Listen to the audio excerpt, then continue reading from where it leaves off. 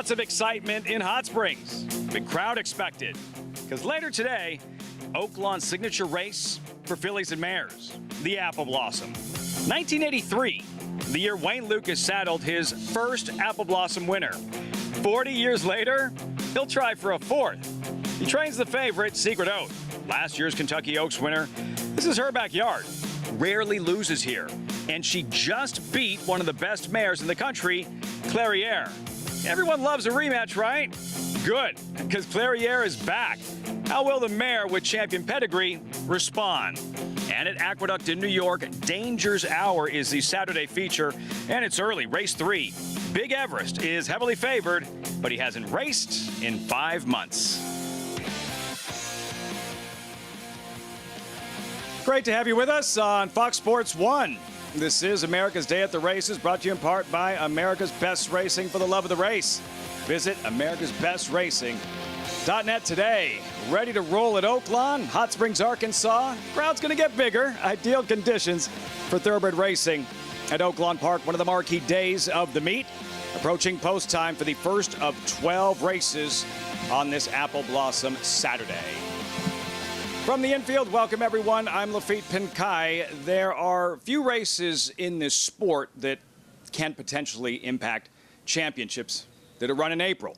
This is one of them, the Grade 1 Apple Blossom. In fact, over the last 15 years, 8 Apple Blossom winners have gone on to be crowned older female champion. So how good is this year's edition? Let's take a look at the field. Grade 1 Apple Blossom, compact field of 4, mile and a 16th. Very talented field of 4. Secret Oath, drawn inside 4 to 5, morning line favorite as I welcome in my co-host, Hall of Fame jockey, Gary Stevens. Gary, these small fields, less horses competing. Why is this referenced as a jockey's race? Well, with the bigger fields, it's easier to hide. You can't hide in the 4-horse field. The thing about it is both these mares, Secret Oath and Clairiere, their running style is to come from off the pace. And they've got 2 very intelligent riders riding at the top of their game. They're not going to sacrifice each other's horse's style of running. I think that Joel Rosario, well, he'll be stalking and following Secret Oath's every move, and it's going to come down to the horse race from the 5/16 home. Yeah, of the 4 jockeys riding in the Apple Blossom, only one has won, aforementioned Joel Rosario. Close hatches 2014. Let's revisit the local prep. The Azeri March 11th. 3 of the top 4 finishers are back, Gary.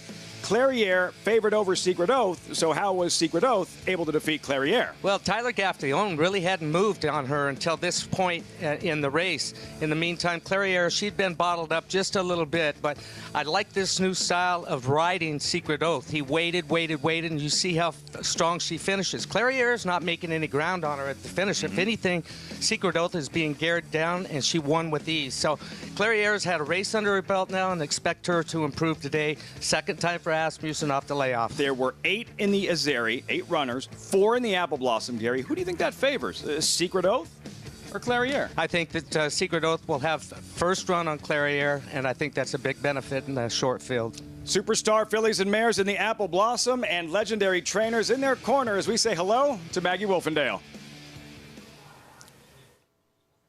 Here at the barn of the legendary Hall of Famer Wayne Lucas as he sends out Secret Oath in today's Grade 1 Apple Blossom. And it kind of seems fitting that, well, the last race she participated in was the Azeri, one of 3 Apple Blossom winners for the Lucas barn over the long history that he's had in this game of over 40 years. Now, Secret Oath, he has said that she has come back as a 4-year-old bigger and stronger than what she was over that taxing 3-year-old campaign. And it was evident in that last win here at Oaklawn Park. He said he even watched the race again to get him a little bit more pumped up, and he has so much confidence in his filly as well as her new pilot in Tyler Gaffalione, who just gave her a picture-perfect ride. And they're looking for that type of ride yet again in this Apple Blossom. But there could be a budding rivalry between the horse that finished second, Clairiere, and Secret Oath. And for more on that rival, we'll check in with Paul LaDuca. Yeah, Maggie, it could be a budding rivalry, considering these two horses. I would think in the division that would be fighting it out all year. When you take a look at Secret Oath, a 4-year-old filly that could be blossoming, but when you take a look at Clairiere, she's right behind me over here, peeking her head out of the stall. When you look at the tail of the tape, it's pretty similar. You know, obviously Secret Oath has taken that step forward, but at the beginning of this year, Steve Asmussen really thought with Malafat leaving this division that, you know, she was going to be the head of it, and I think Secret Oath might have taken her by surprise last time out. I think that also Clairiere will be a little tighter. What you also see in that tail of the tape is that Secret Oath loves Oaklawn, 4 for 5, but you can't say that Clairiere doesn't as well. You know, obviously second in the Azeri to Secret Oath, but she was second in the Apple Blossom to Latruska, and at that time, Latruska was going great guns. So I think the key is going to be how far is she going to be back from Secret Oath? Can she be the Clairiere that can make that closing move at the end of the race? Lafitte? Paul, last year's Apple Blossom felt like a heavyweight fight with Latruska and CC. Same can be said for this year's edition, Secret Oath and Clairiere. The Apple Blossom, not till 7:12 Eastern, the feature in New York, much sooner than that. As we check in with Greg Wolf, Andy Serling, standing by in New York. Well, Lafitte, thank you. We're looking forward to today's action. It's obviously going to be a huge showdown, that rematch. We all look forward to it. You'll be on for that coverage later tonight. I will be. We have an early feature on our card today, and with scratches in the Dangers Hour on the grass, it looks like this race was just handed on a platter to Big Everest. Yeah, well, we saw that there were 4 in the Apple Blossom, and we said we can do one better than that. And so we've got 3 with Celestial City, who was a big player coming out. I am betting against Big Everest. I will get right to the heart of it right now. I think he is one of the most dressed up horses on the grounds. Now, he may be pretty talented, and this was a horse that they loved when he first started. Finished second to Hard Love in his debut. It's a bit of a rank horse, and I think he's really settled down since Christophe Clement gelded him. But if you look at his race 4 back, his race 2 back, his last race, all of these races, he had the track in his favor, and he had a very slow pace in his favor. And if they're not gunning 11 Central, the 4th, the lead in here, a horse who is naturally faster, then I don't know what he's doing in the race, and I wonder if he'll be as effective if he's not able to control on the front end. Maybe he will be able to. Maybe they won't send 11 Central, but Quick on dirt. You're looking at me like, well, yes. No, I agree. I agree with you. He got a ridiculous trip in his one turf race, and he has a ton of pedigree for turf, 11 Central. So we'll see what he does. I want to see Big Everest. I want to see him win a race when he doesn't have everything go his own way. Now, having said that, it's tough to have a particularly tough trip in a 3-horse field, especially when you're forward. Especially when you're forward. Right. Small fields can't have traffic trouble. It's amazing, but it does not seem like... He'll be first or second here. I don't think he'll be in much trouble. May not be the case with Manny Franco and Christophe Clement. We'll get to that race coming up. That's race 3 on the card early on this Saturday afternoon. We're going to begin with the turf sprint here as we take a look at what's ahead, presented by Claiborne Farm. We'll bring you early on here on our FS1 coverage, races 1 through 6. We're fast and firm here in Queens, New York. Oaklawn, 1 through 6, 10 through 12. Later this evening, our FS1 coverage you see goes till 4. Then we're on FS2 from 4 to 4:30, and then back again on FS2 from 6:30 to 8 with that Grade 1 Apple Blossom, that big showdown with last year's Kentucky Oaks winner Secret Oath and multiple Grade 1 winner Clairiere. You can, of course, play it all by getting signed up and started with Naira Bets. That's the offer, that $200 deposit sign-up match offer. When you punch in bonus 200 for 2 new members at NairaBets.com and bet any track, anywhere, anytime. So we'll begin with this here in New York. 6 furlongs over the outer turf. New York breds in a first-level allowance race. Con Man from the inside for trainer Mark Casse with Dylan Davis, the current favorite. I'm baffled. I know he ran against a good horse in Far Bridge last time out. I'm surprised he's really favored, though David Aragona made him favored. I shouldn't say I'm surprised he's favored. I'm surprised the disparity between he and Sandro in the odds. But I'm a little concerned because I get up here, and the first thing you say to me is, did you see the turf race the 6th Sinful Dancer ran? And I did, and I agree. So right away, Greg and I are on the same page, and we both like the same long shot in the Lexington. So maybe there's something in the air around here, or maybe you're just falling apart, Greg. Yeah, we love a horse who's 11-1 in your only turf start, brutally hit the gate, got sent sideways in there and made a huge run. We'll see what happens today. Turf start number 2. Let's head downstairs, check in with the winningest rider in the history of this racetrack, Richard Migliore. Mig, how you doing? I'm doing well, and I guess that makes me part of the Three Musketeers. I'm right on board with you guys. Let's talk about horses from a physical perspective first, and then we'll get to Sinful Dancer. The one con man could not look any better. Listen, he's coming out of Florida. You expect horses to come out of Florida with those lustrous coats, which he has. But honestly, looking at him from a physical perspective, and although he's won turf sprinting, he looks like a horse that wants more ground to me. I'm just not convinced that 6 furlongs is exactly what he wants, but physically can't look any better. The 4, Be of Courage, looks terrific. This is a nice turf sprinter. I loved his first couple of races before he tried Stakes Company. He ran really well in his second start under Javier Castellano. I do think he'll be a little better for a run, but this is a horse that ran well first time out, so he can run well off the bench. That's the ultimate off the bench. The 5, Great Workout, another one. Just can't fault him from a physical perspective. Looks fantastic. I don't see a turf sprinter from a physical perspective, though. So, again, we look at horses from a physical perspective, but other things have to match up to kind of complete the picture. And the 6, Sinful Dancer, does complete the picture for me. David Figueroa, a very good horseman that a lot of people won't be familiar with, was a jockey at one time. Full disclosure, he and I grew up together. He claimed this horse in December, took him to Aiken, South Carolina. He could not look any better. And then people might say, well, he hasn't run since December. Well, he actually won one of the Aiken trials. If you look at that, they report as a workout on March 18th at Aiken, 4.5 furlongs and 55. That was a trial, and he won it quite handily that day. Shipped in here, could not look any better. Anybody that watches replays, which I know you guys do, knows that his only turf start was really, really good. And now maybe his form got a little muddied up. And now he learned how to win, too. A horse that compiled a lot of seconds, back-to-back wins before he was claimed by David. I think Sinful Dancer is a major player at a big price, guys. And there's the pilot who will be aboard, Sinful Dancer, Katie Davis. Yeah, this horse hit the gate pretty substantially in that only turf start, was sent sideways and made this huge run. I mean, he was dead last after the break. He's a horse that could be forward, and he actually was second past the 8th pole. And unless you watch the race, and we showed it on Talking Horses, and maybe we'll get to it later, you can't tell that. We'll be back with the post-parade when we return. There is Conman, current 9-5 favorite, as we get set to kick off this Saturday program from Aqueduct. We'll be back.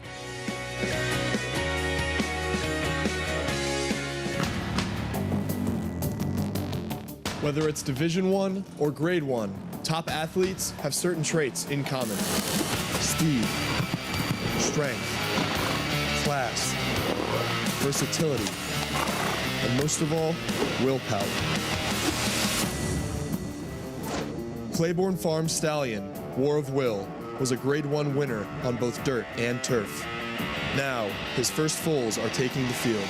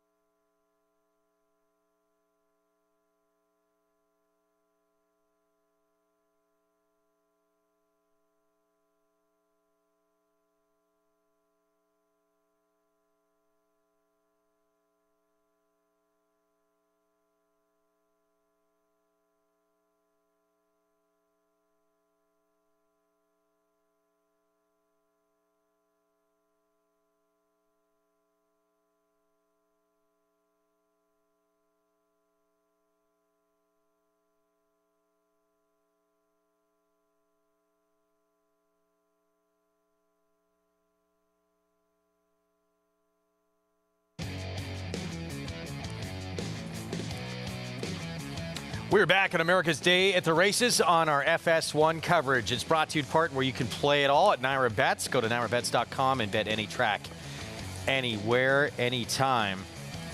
As we get set for this first coming up, approaching the 4-minute mark to post in this 6-furlong turf sprint for New York Breds. First level allowance race. Still Con Man.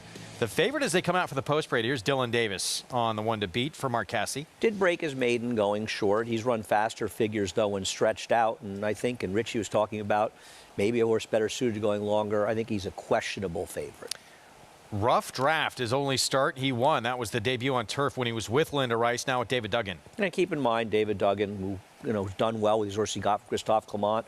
Probably speed, probably will deal with the 8 Sandrone early. Turf debut for Basis Risk, who went by, and here's Bee of Courage. Bee of Courage actually has some real ability. Does have a rider that hasn't had much success, but on the talent level, this horse is okay. 5-1, great workout, taking money. It's Mike Maker off the claim. I think you almost have to throw the horse in off the Maker claim angle, but it's odd to see him in a turf sprint. Here's Sinful Dancer, down to 8-1. We'll talk about his race, but maybe he's carrying too much weight with all of us aboard, but hopefully he can handle it. Here's the 7, Feathers Road, Linda Rice, Kinder Carmouche. Did finally break the maiden in the 12 start, but has run races that are fast enough to be competitive. And Sandrone, 5-1, James Bonbarn. I don't get it. I honestly think this horse should be favored based on the PPs. Runs back that race at Saratoga, will be tough to beat. And if he clears the 2, he's going to be even tougher to beat. You can follow along in our program with all the action we're bringing you by going to naira.com/TV schedule. Get all the stats on the jockeys, horses, trainers with free Equibase past performances. So that's available to you for, again, all the races we show you on the program today. 9-5 favoritism. Con Man. There is the 8, though. Sandrone, Jimmy Bonbarn. Horse who's been in the money in 5 of 8 on the lawn. Just missed sprinting on the turf at Saratoga last summer. Someone remember this. This was an unbelievably brutal beat if you bet him that day. The horse who beat him was the favorite, I think, Digital Future, and he will get up to win an absolute bob at the wire. And he ran a winning race that day, and he ran a figure that would make him tough to beat in here. I think he's the speed of the speed. Now, Cabrera may be aggressive with Rough Draft, and he'll have to stalk that one. If I was confident that he would clear, I would think he would probably win this race. I'm married to betting on the 6 Sinful Dancer, but I think he's very much the one to beat. 5-1 for the Bonbarn, making his 4-year-old debut. So back to the one we've been talking about here, Sinful Dancer. And this horse, first 2 starts of his career showed huge ability on dirt. He was actually 3rd to eventual Grade 1 winner, American Revolution. Ran a couple of 80 buyers in his first 2 starts. He was favored over American Revolution when that one broke his maiden. And it just never panned out for him. It took him 14 starts to finally break his maiden. But in fairness, his last 2 starts were okay. And, showing some aggression certainly helped out. And that one turf race, I don't know if we're going to show it or not, but just gets completely slouched at the start, ends up all the way back at last. And it's like Richie was talking about the other day, and we all agree with him. That position out of the gate is so important. And a horse that figured to be forward, he found himself out of the race from the start. And tough to see here without looking at the head on, but he really slammed the gate hard. Right. He banged the gate. He caused it himself, but nonetheless it happened.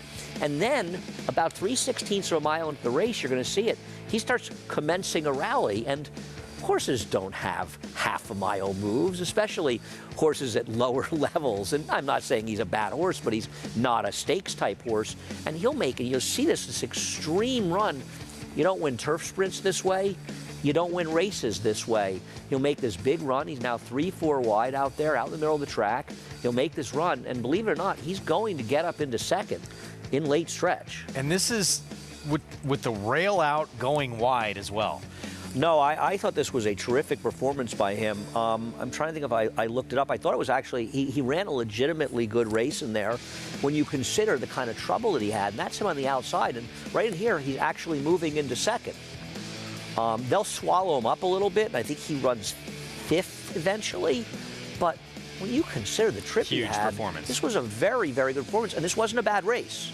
It was a solid field of maiden special New York Breds, but they were okay. You just can't win under those circumstances. And he's a little interesting to us. Listen, you don't really know how competitive he's going to be, but I think he's worth betting at this price. 9-1 right now on Sinful Dancer with more. Let's go to Mig. Yeah, I'm right with you guys. And, you think about his trip, even if he had broken cleanly and had that trip on the turf where he made kind of an extended wide run, he would have every right to flatten out. Now he didn't get away well, had contact with the horse inside of him, and then made that run and, didn't change leads that day. Watching him go off today, the fluidity of his stride, the way he's moving, his energy level. And now, listen, I might be a little biased. I have a lot of connections here. One of my best friends trains him. David shipped into Jimmy Jerkins' barn, another good friend of mine. Artie Schiller's groom is running him for David. I mean, so there are a lot of things that are going to influence me here. But at the end of the day, I watch his trip in his only turf race, which David implored me to do. I watch the way he looks from a physical perspective, and it just kind of gives me more confidence that he's going to run well. And at 9-1, I think he's certainly worth a swing here. And I think the horse to beat, honestly, is Be of Courage. More I watched him, and particularly the way he warmed up, and you go back to his first 2 turf races before maybe being a bit overmatched in the Atlantic Beach Stakes. I think he's a horse that's very interesting, too, at a big price. But I'm all about the 6 Sinful Dancer, and I'm also going to be rooting hard for Sinful Dancer. See how it pans out for him. Just his second try on grass. And start number 16 coming up. You see that pick 5 pool that begins here to kick off the card? Over $300,000 and growing. You can also get involved without risking any of your own money with a showdown contest. Put in your selections, play against fellow friends and fans at NATWA.com/showdown. Compete for real prizes and see your name on that leaderboard as well for bragging rights at the end of our program. Good luck to everybody getting involved. There is Rough Draft. This 2-horse at 9-2. You always get a little extra credit when you can win first time out, and he did that. No, yeah, I thought he ran fine first time out. I think he's not impossible in here. David does a good job. This is a much tougher field, but yeah, this horse can improve. Don't like the debut till the end of his 3-year-old year, though. 5-1 on Rough Draft. That was, end of November when he finally debuted as a 3-year-old. Now the 4-year-old debut coming up. Just got back to turf season here in New York last week. And there's Be of Courage. Mig gave very good marks, too. Source making his 3-year-old debut. We'll get Lasix this afternoon. We're set for the opener on our Saturday card here at Aqueduct. Chris Griffin, the call. Set for the opener. And they're off. Good break from Rough Draft. In between horses, there comes Sinful Dancer, who's in the early mix, and Sandrone up on the outside. It's Sandrone, whose hard scent is now a full length in front. Taking off the pace now will be Sinful Dancer, is alone in second. At the rail, here comes the run from Rough Draft. Out in the center of the course, that's Feathers Road as the leader starts to get away. Basis Risk is in the 5th spot, is in between horses. Tight spot there, Con Man. Nowhere to go right now. Tipping towards the outside, Be of Courage in the red cap, and the trailer. Great workout. 22.32 for that opening quarter mile. Sandrone is well clear. It's Sandrone who's in front. Sinful Dancer is making up the ground here from second. At the rail still is Rough Draft. Launching a rally up on the outside. Here comes Feathers Road in the Purple Silks. Basis Risk. Con Man still nowhere to go. Is bottled up in behind rivals in traffic as they reach the top of the lane. Sandrone now kicks away. It's Sandrone who's in front. Rough Draft gets off the rail and Rough Draft is in full gear. Sinful Dancer's in that spot. Con Man is looking for room late. Rough Draft is ready to challenge up on the outside, but Sandrone is coming right back to the inside as they approach the 16th. It's Rough Draft in front. Con Man is loose late. It's Rough Draft clear. Rough Draft wins the opener. Rough Draft, Con Man, maybe an unlucky second, but gets the photo over Sandrone in 1 minute 7-4. Rough Draft, now a perfect 2 for 2. A little time between starts. Wins for 2 different barns. There's David Duggan. And David's done such a good job with Can't Hurry Love that this winter here and got an absolutely perfect trip. Trevor decided he didn't want to get involved with Sandrone, and Sandrone had everything his own way and just wasn't good enough today. Just had an absolutely perfect trip. The number 6, Sinful Dancer, he outrun his odds. He just wasn't quite good enough in here. He drifted, and he got a perfect trip. We've been seeing this turf course play extremely fast. We see it again here, sub 108, 6 furlongs. Yeah, I mean, listen, that's what you're going to see in these turf sprints a lot. We've had no rain since April 1st. There might be a little sprinkle later today. These turf courses have got very firm, and it's been summer-like weather all week. Just an absolute dream trip under Trevor. Nice to see him get it done for Dave Duggan. Con Man ran okay, but he had I know he was mild in traffic, but he had a good enough trip. Winner got a good trip as well. Just one of those situations. Probably the best horse, but got the right trip to get it done. Rough Draft 5-1. Trevor McCarthy for David Duggan. Track records 107-1. This horse went 107-4. And now 2 for 2. Promising start to this New York bred's career. Clear Star Stable. Partial owners here. 2-1-8-6 finish. And Conman, their favorite, winds up second. If you're alive in your multi-race wagers, good start for you here at a 5-1 shot. Yeah, I know he ran second, but you got a lot of prices. Sandrone at 4-1, Rough Draft at 5-1. Horses that were probably overlays because they were overbetting Conman. I'm not sure why he was supposed to be a significantly shorter price in the winner than Sandrone and even Sinful Dancer. We'll take a timeout. We'll have these prices for you when we return. We'll get into the early pick 4 as well. We're getting set for the opener from Hot Springs on Grade 1 Apple Blossom Saturday afternoon at the racetrack. First from Oaklawn, 2-turn mile condition claiming race. Well, the post parade for you when we come back.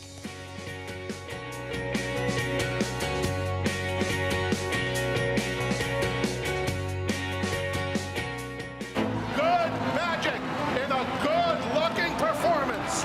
Cruises home in the Pascal Invitational. And it's a vintage performance by Vino Rosso in the Breeders' Cup Classic. Nest, much the best. Elite Power on the far outside, and Elite Power gets up to win the sprint. On the outside, it's Malafat coming to the wire. Who's it gonna be? It is Malafat.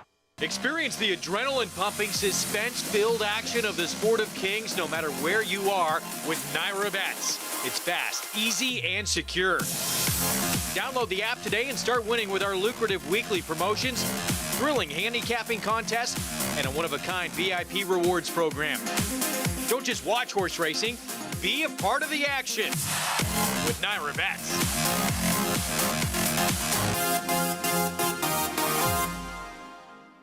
Spun to Run.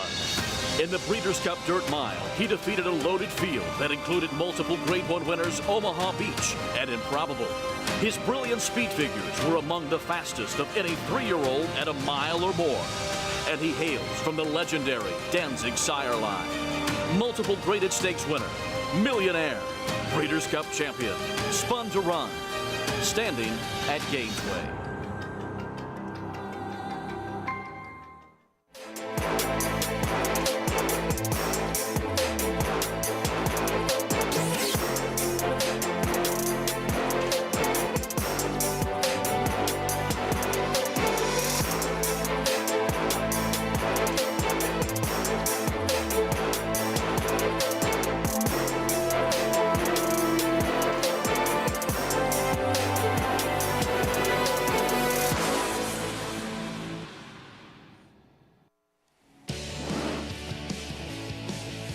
Back with you on America's Day at the Races, brought to you in part by Claiborne Farm. 100 years of doing the usual unusually well.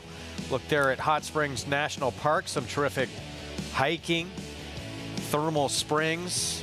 I think the guys went for a hike together this morning before the show. I could see Maggie doing it. She gets up at like 4 in the morning, so she's so used to it. Lafitte, there's no chance that he did that. He's probably worse than me. Paul, I'm thinking if Paul got up early, he played golf. What do you think? Probably a better bet. Gary too, maybe. Maybe they got in. I would 18. respect them more. Maybe, yeah. Rough Draft, the opener at Aqueduct, now a perfect 2 for 2.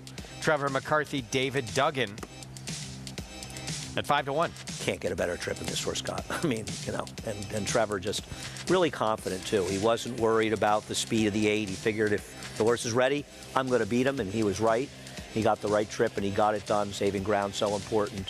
I know Conman was in a little traffic, but it's not like he had some huge run when he got clear. He just got up to beat the third-place finisher, Sandrone. I think with a horse like the 6, Sinful Dancer, you're going to make money betting these horses at 9, 10 to 1 over the course of your life. You're also going to lose more often than you're going to win. True. 2, 1, 8, 50-cent trifecta, 21.50 there. Card underway here in New York. We'll get to the pick 4 next. 6 furlong sprint. A big scratch if you are playing Toxic Gray coming out of that race, which has opened it up quite a bit. As we head to Hot Springs for our first on their Saturday card. Condition $8,000 claiming group, 2-turn mile. 4-year-olds and up. The condition here not won a race since November 15th or have never won 3. There's several in this race who have won 3 or a lot more in this group. I, however, have narrowed it down to the favorite, the 5, Aqueduct, and the second choice, the 7, Sono Grotto. Took me a lot of extreme work on this race to come up with the 2 chalks. Big drop for both those two, and of course 2 extremely formidable barns. Aqueduct, the favorite, the 5 for Robertino Diodoro, meets leading trainer, and then Sono Grotto. Major drop for that horse for the winningest trainer in North American history, Steve Asmussen, with his son aboard, Keith. I hate these kind of drops, but the truth is that Diodoro can win with them. His numbers, though, stretching out off the claim, not that great, but he does do so well at Oaklawn off the claim in routes. Listen, I'm not in love with him, but on the other hand, Greg, where else are you supposed to go in here? Isn't this the 2 speeds, 3 sport horses, the 5, 6, and 8, and the 6 and 8 just look impossible? Yeah, a couple of horses look like just complete toss-outs. Maybe that for Trevista, Joe Sharp. It's coming out of 50,000 starter allowance at Fairgrounds. There's the 4 on your screen. We'll get a look at this whole group here coming up momentarily. But yeah, a few that look like appear to be a toss, and maybe you can add Rye Humor, the 1, to that list as well.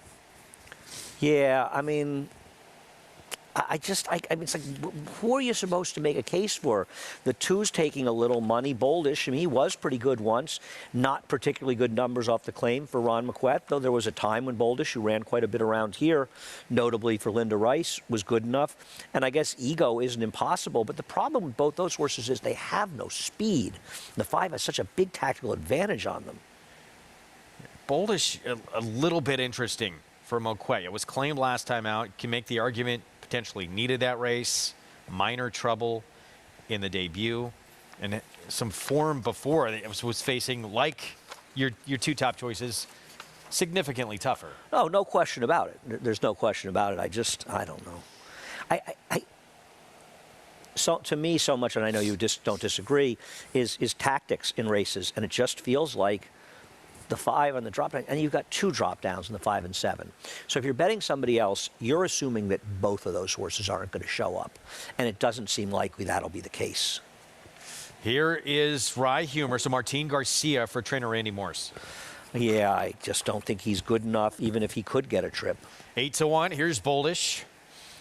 Yeah, listen, he has back races that are good enough. His recent form, he's going to be desired. We'll see if he can move up for his new barn. Ego, you can make a case for. He's going to come from far out of it. That's the problem. He just lacks speed, but I agree. He has races that give him a chance, but he's been running at this lower level. Here's an 8-time winner for Joe Sharp, as mentioned, Trevista. I mean, this horse was claimed out of the absolute bottom at Fairgrounds. To be fair, it's a bottom-level race here, but still, I think these are better. Favorite went by for the meet's leading trainer, Aqueduct, adds blinkers, and here's Bayou Sarge. It just looks like he's hopelessly overmatched. He can be forward, though. Maybe that'll help him. Steve Asmussen, his son Keith rides Sono Grotto. Yeah, and we've talked about how well Keith had been riding for Steve, but riding for everybody. Doesn't have much speed, but in this field has to be considered a contender. And a long shot to the outside for Tom Vance, a 7-time winner. Bravo, bravo. Yeah, I don't know. How do you make cases for horses like this? I mean, I guess the only thing he has going for him is he can be forward, but he just doesn't seem good enough. And better performance seemed to have come sprinting as well. 5 minutes to post. And the opener from Hot Springs, let's go to Lafitte Pincay and Gary Stevens. Yeah, guys, that 8:45 production meeting was just like way too early this morning. Let's not do that again. First of 12 Apple Blossom Saturday. Gary, top of the show, we discussed some of the jockeys riding the star mares in the Apple Blossom. Tyler Gaffleone's Secret Oath, Joel Rosario with Clairiere. And then you have David Cabrera. He'll ride Hot and Sultry. Really good feature on him later on in the broadcast. Has some live mounts this afternoon. He's riding 5 horses and could get off to a really good start here with Ego in just a few moments. Yeah, Lafitte, things are picking up for him here towards the end of the meet, coming off that injury last year. He was leading jockey here last year after he'd had a big lead in the standings and was able to sustain that lead right up to closing day. So bouncing back right now after an injury like that, sometimes it takes a while to get rolling again, but he's mounted really well today. Ego, number 3, David Cabrera, and then this guy, no stopping Christian Torres these days at Oaklawn Park. He's on the favorite, Aqueduct, 3-2, and a cushion. Not a big cushion, but a cushion in the standings as he tries to secure a first-ever Oaklawn riding title over Francisco Arrieta. Look, and he's riding sharp, he's riding smart, and he's got the Robertino Diodoro barn behind him. We've seen That this helps. time and time again. Look, this horse was claimed for $20,000 back in January off of a fifth-place finish, dropping in for $8,000, beaten claimant. That's a huge drop. And look, they're hitting it at good percentages, the team of them, but Robertino Diodoro hitting at 34% right now. What have you noticed from Christian Torres specifically at this meet? What is he doing right that has allowed him to pile up that many wins? Well, the first thing he's doing right is he's showing up every morning and working his tail end off. He's the first one here with a couple of other jocks and the last one to leave. Gets on horses for everybody, not just Robertino Diodoro. He's a worker. He's polite. He's humble. I've had the pleasure to be neighbors with him all winter long. I've seen he's a good family man. Kids are so important to him, his wife and everything, and he's enjoying himself. But being humble and the other things he's doing right out there on the racetrack, gets him away from there clean, and he's not panicking. If horse doesn't break well, he takes his time with him. He's finishing strong and just riding smart races. Jock's good.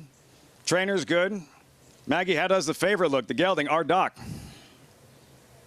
Yeah, Lafitte, I'm going to have to default to our Doc in here. And boy, I could not agree more with what everything Gary said about Christian Torres. You will not find a nicer human being in that Jock's room than Christian. And I'm hoping he does break cleanly with our Doc here, as Paul and I were discussing.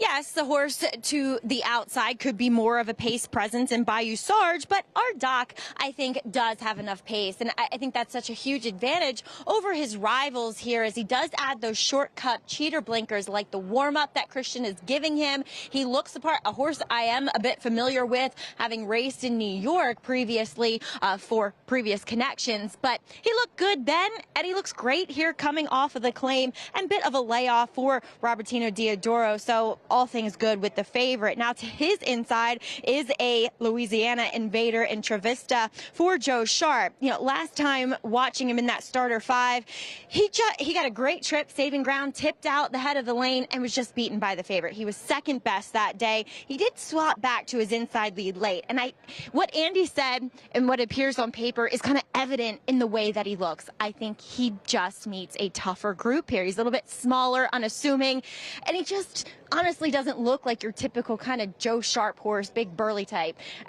I'm going to take the wait and see approach. He'll beat me today. And then one that I wanted to be interested in is number 2, Boldish for Ron Moquette.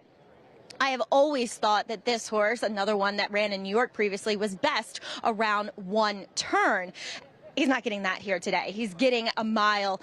So, you know, I just think he's too pumped up as well. He's really, really hype, just really on the muscle. Ron had to get on his head. I just don't think that he is necessarily ready for this comeback race today. But, Paulie, I know you're interested in one that always has trouble getting out of the gate. What do you think about Sono Grotto?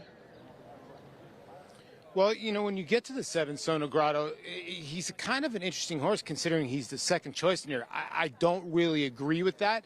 When you look at this horse, he's 0 for 16 over a fast racetrack, and his lone 2 wins have been over a wet racetrack. Now, this is a mammoth drop in class. This horse hasn't seen $8,000 in a while. And the last time this horse was in for 20, you know, he did run a respectable third, but he launches from way, way out of it.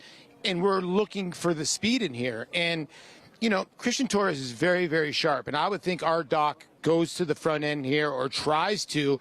But when you look at the racing form, there's 2 horses in here, the 4 Travista and the 2 Boldish, that have ever been on the front end at first call, and that was only for a little while. So it's going to be very interesting what happens in the beginning of this race, and if the 5R Doc can maybe try to get away from them. You know, the 1 and the 8, the 2 long shots, the one got hosed down a little bit. They both were a little washy. It is a little humid out here today, so if you see a horse worked up a little bit, that might be just you know, their circulation going on right now. And the other horse in here, the 3 Ego, is 0 for 10 at the distance. So there's so many different question marks in here. I just think the 5R Doc just can't get around that horse, to be honest with you. So I'll take the favorite. 6-5. Paul sticking with the chalk. Our Doc in the first of 12. Yeah, a little muggier today in Hot Springs than it was yesterday. Christian Torres looking to add to his lead in the rider standings in the chase for a championship here at Oaklawn Park. And then Keith Asmussen. And this story, Gary, it's been so much fun to follow. Sono Grotto, owned by Steve Asmussen. Of course, he does the training. Just watching father and son working together. It is, and I've seen a huge improvement here over the last, say, month or so, month and a half in his riding style. He actually came to me and he said, Mr. Stevens, he said, can you tell me what I'm doing wrong?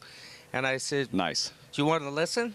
And he says, yeah, I do. And I said, you're trying too hard for your dad. You're overriding these horses a little bit. I said, relax. Go back to your basics. Don't try and finish faster at what the horse is running. Hold them together. Keep them comfortable. I said, have you talked to your Uncle Cash, who changed racing in France, the style of racing? When you see a Flavien Prat, Julien Leperoux, these guys learned from his Uncle Cash. I said, did you talk to your Uncle Cash? And he said, yeah, I did. And I said, what'd he say? Ditto, just what you said. And he listened. He's making it work for him.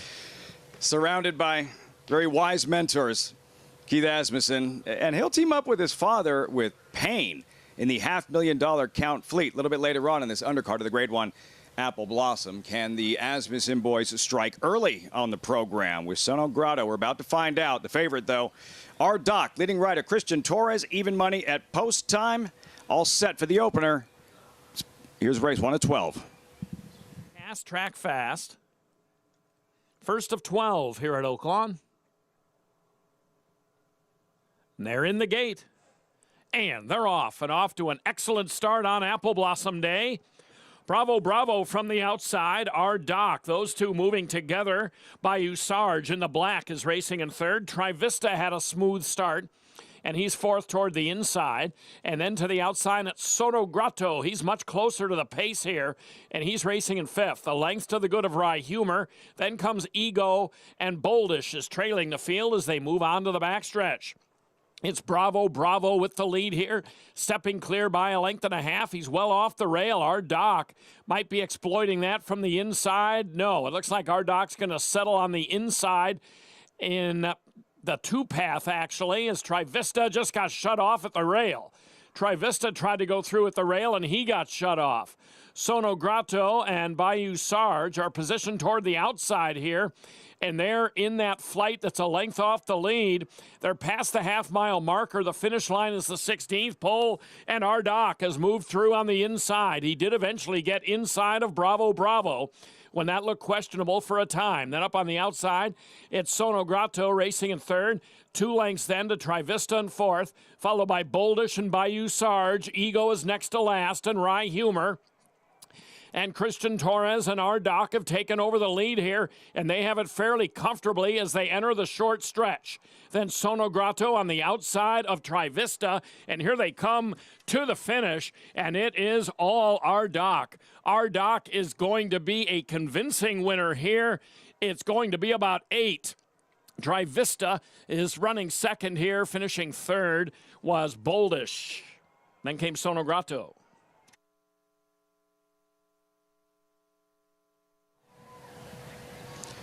By daylight, our Doc making short work of this field in the opener on Apple Blossom Saturday. Leading rider, leading trainer, strike early. Christian Torres, Robertino Diodoro. Gary, what took place as the field made their way up the backstretch? Well, first of all, Bravo, bravo under Ramsey Zimmerman takes the lead, slows the pace down, and you see the 5-horse tap on the brakes right there. Mitch Merle on the 4-horse Trivista. He finds himself in a little bit of a tight spot, and going to the first finish line, which is the 16th of a mile shorter than the regular finish line. You see Trivista getting tough under Mitch Merle right here. He's got a tap on the brakes. Now he sees the gap down on the inside. The 5-horse comes over on him, runs up in the spot. And when you have to tap on the brakes at that point of a race, you're really losing kind of all chance. Trivista is still on the muscle here right now, but you can only make a couple of runs with these horses, especially the cheaper ones. But you can only tell them no a couple of times, and then they tell you no when the running starts. But getting back to the winner, Bravo, bravo. I've seen Zimmerman do this kind of the whole meet. I got the wrong horse here. It was Ardoc in front with Ardoc Torres. in front. Yeah. And Christian Torres. So he rode a heads-up race. He waited patiently going down that backside, and he opens up an insurmountable lead here, and this is what we've seen the entire meet. This has to be a good feeling for a jockey with a 4-length lead, cruising into the stretch, crop uncocked, and the horse underneath you moving so easily, and nobody cutting the gap. Yeah, now if you're Christian Torres, day can't start any better for you than right there. First race of the day, get one out of the way, didn't get tired, saved himself for the rest of the day. 5-4-2-7. Results when we come back. This is mind-boggling. First Apple Blossom win in 1983, and today he'll try for another. Wayne Lucas trains the favorite, highly decorated Kentucky Oaks winner Secret Oath. She better this year? You're watching America's Day at the Races on Fox Sports 1. Number 1 is Mo Donegal by Uncle Mo. And they're off in the Remsen. As they come on for the finish, and it's going to be tight here in the Remsen. Mo Donegal bearing down on the outside. It's Mo Donegal and early voting, and it is Mo Donegal to win the Wood Memorial. And it will be Mo Donegal to win the Test of the Champion, the Belmont Stakes.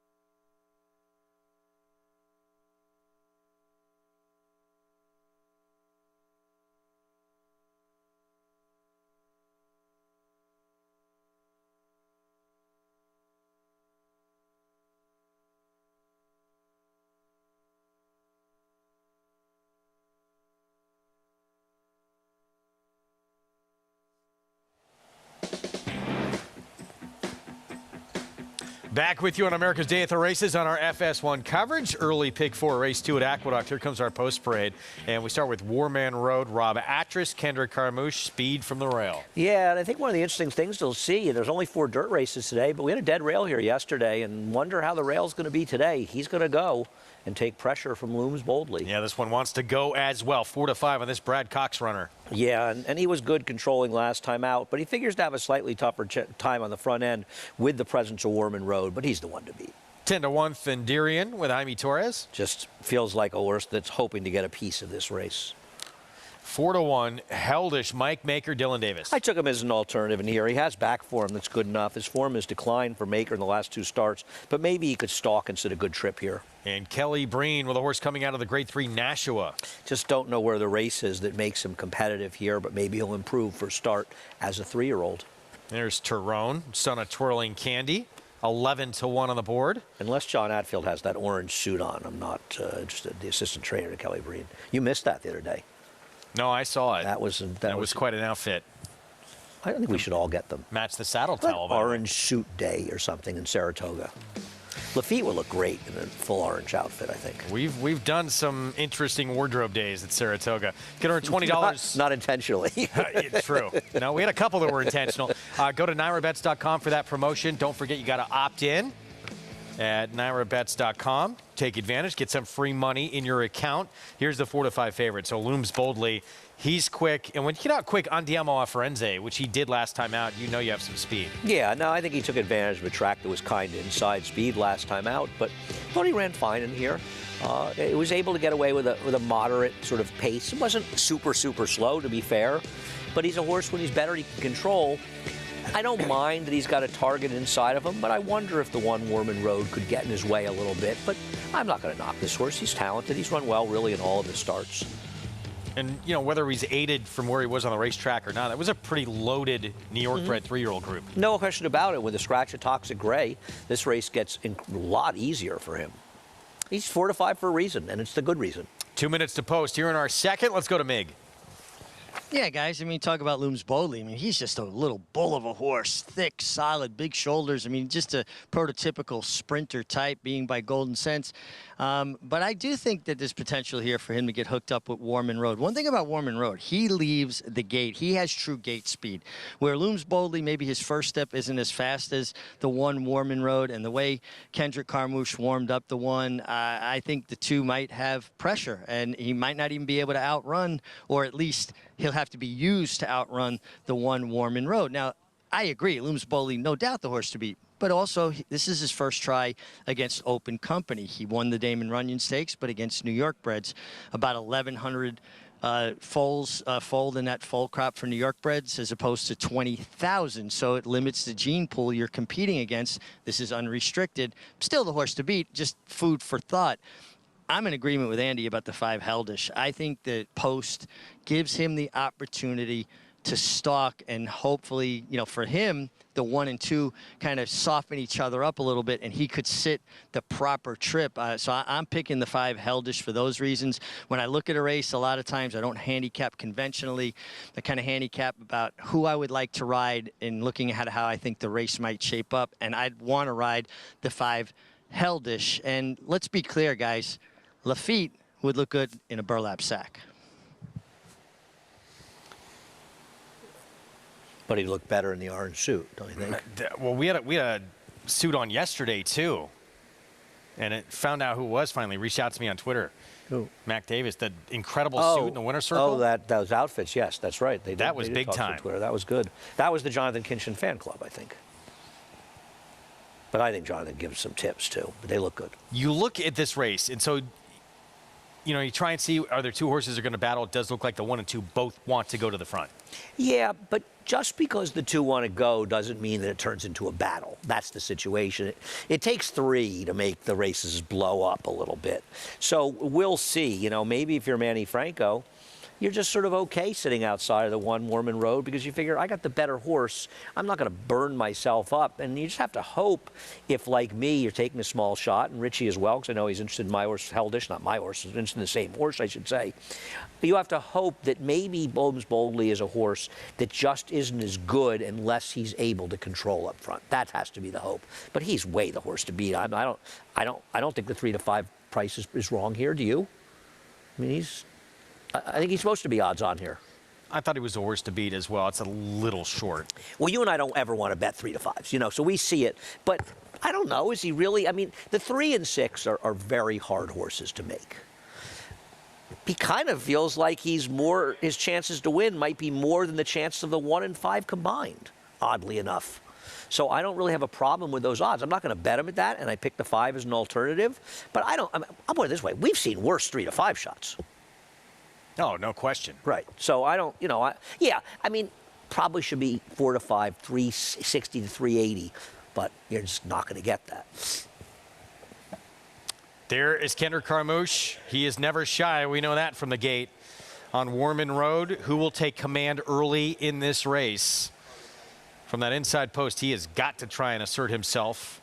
Looms Boldly wants to go as well with Manny Franco next door for Brad Cox.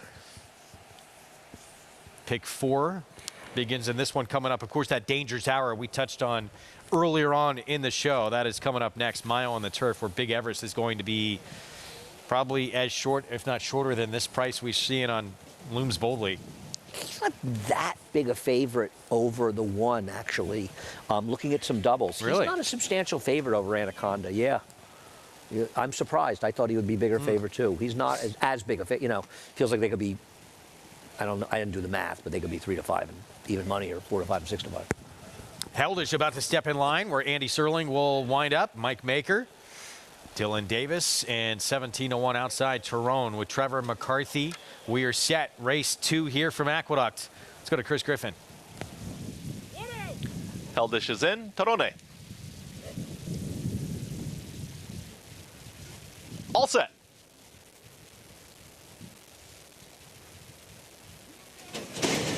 And they're off.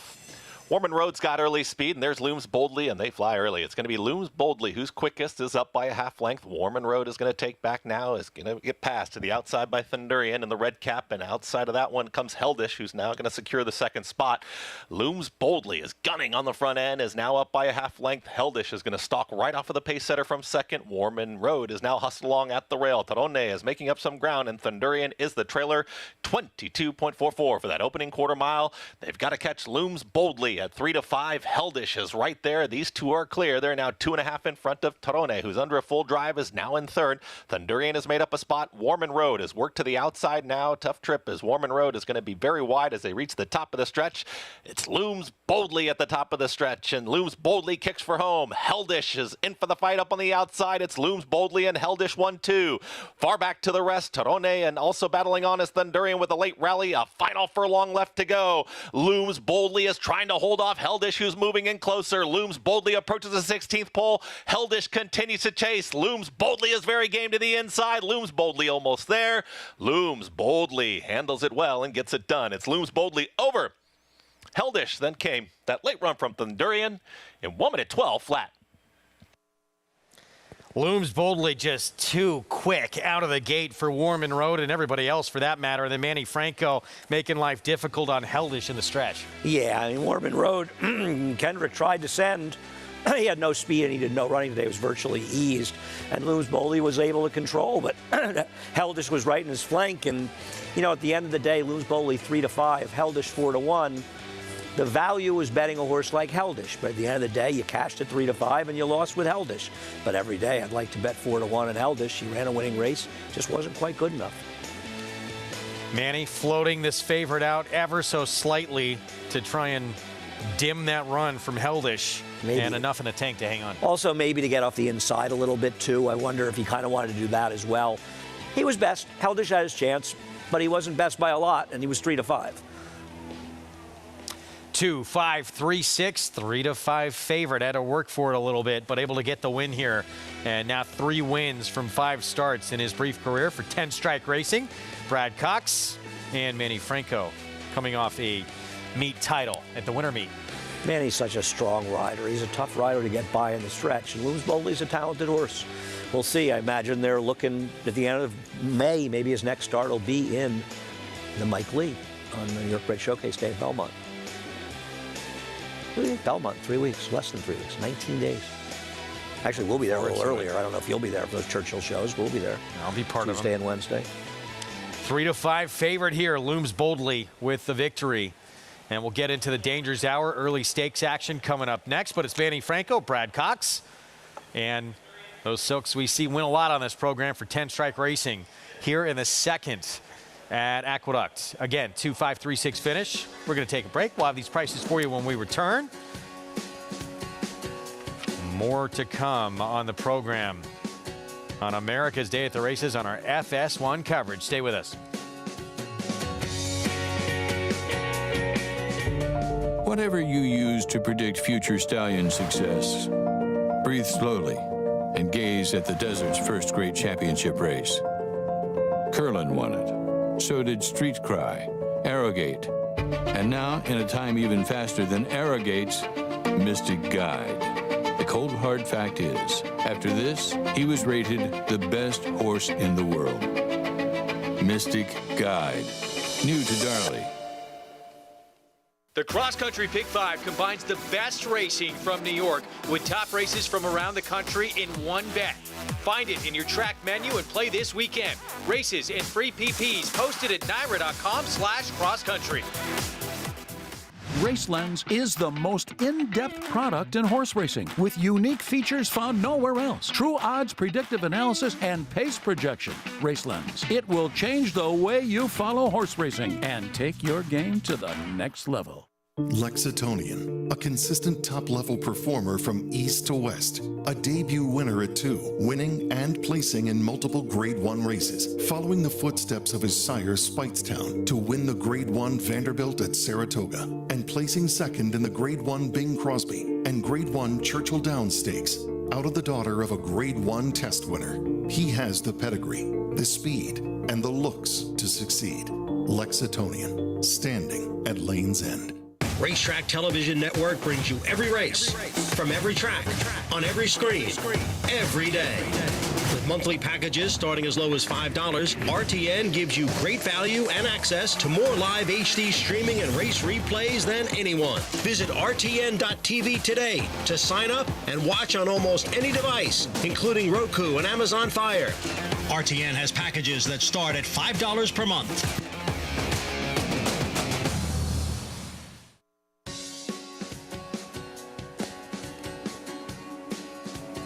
Welcome to America's Day at the Races on our FS1 coverage, and those just joining us on Valley Sports SoCal as well. Greg Wolf alongside New York Racing Association handicapper Andy Sterling. Race 2 in the books here in New York. We have an early stakes race coming up next in race 3. Yeah, we do. Unfortunately, only 3 horses are going to play. One horse is running tomorrow, and another horse is scratched for whatever reason here. We'll see. I think the biggest question will be how the race is run, because Big Everest, the favorite, has been able to control in all of his races. But the 4-11 Central is faster, and I just can't imagine Kendrick Carmouche not going to send this horse, who's the longest shot on the board. If you're going to lose, you want to lose the right way, and I think Kendrick's going to go, and I think that could compromise the favorite. All right, we'll get into that race in a moment. Back in the second, Looms Boldly. We thought we might see some pace develop with a horse to his inside, but Looms Boldly just too quick. Under Manny Franco easily got to the front. Got a little tired late, but enough to hang on. It's such an advantage for the best sprinters, and I think it's something you see a quality in them, is that they're good gate horses. They get out, like this horse, you look at the difference between the 1 and this horse, and obviously the 1 completely failed to show up today, but Kendrick was pumping away trying to get him to go, and Looms Boldly just glided out of the gate in front, and the race was kind of over. And the second horse ran well in here, but Looms Boldly was just able to control. He was heavy favorite, but he was dominant, and I think his early speed and the way he's so professional early helped him a great deal. 3 wins in his last 4 starts, 3-5 in the end on the Son of Golden Cents. Again, 10 strike, Brad Cox, Manny Franco, your winning connections. Danger's Hour is coming up next. Mile over the inner turf. Named for the horse trained by Mac Miller, campaigned by Rokeby Stable, had some big moments in his turf career. This race reduced to just 3 with scratches, and Big Everest ended last year with back-to-back wins, including a stakes victory in the Artie Schiller. Yeah, I don't want to knock a horse that's won 4 of his last 5 races, but I will. He has been extremely fortunate in those races. He's been able to set moderate paces. A couple of those races were races where he had a bias, like last time, in his favor. And I just think he's a horse that's a little dressed up by circumstance. Now he's in a 3-horse field. Potentially, though, 11 Central is faster than him. And I think for those people that watched 11 Central one turf race, you can give him a pass, and he has enough turf pedigree to say he can handle it. And he's improved since that race. So he could be a player, and he could go to the front. And I'm just not convinced that Big Everest, who is talented, but I'm not convinced he's going to be as good if he's not able to control. And by the big scratch in here, too, Celestial City. He was meant to be making his return for Shug McGahee. He had won 2 of his last 3 before he got beaten in Grade 1. Scratched out of this race, so you're seeing 2-5 on this one right here. Big Everest, Christophe Clement, Reeves Thoroughbred Racing. Manny Franco looking to go back-to-back. The one to beat. Can he control in the front end? Will he get pressured by the horse to his outside? The Danger's Hour is coming up. Gunrunner is the sire of 6 Grade 1 winners from his first crop and currently ranks number 5 on the general sire list. In 2022, he led all stallions standing in North America by percentage of Grade 1 winners, percentage of Grade 1 stakes horses, percentage of stakes horses, and percentage of stakes winners. Owner Breeder Magazine wrote, 3 Chimneys is home to one of the most exciting young stallions in North America, one that is already eliciting comparisons with Danzig and Mr. Prospector.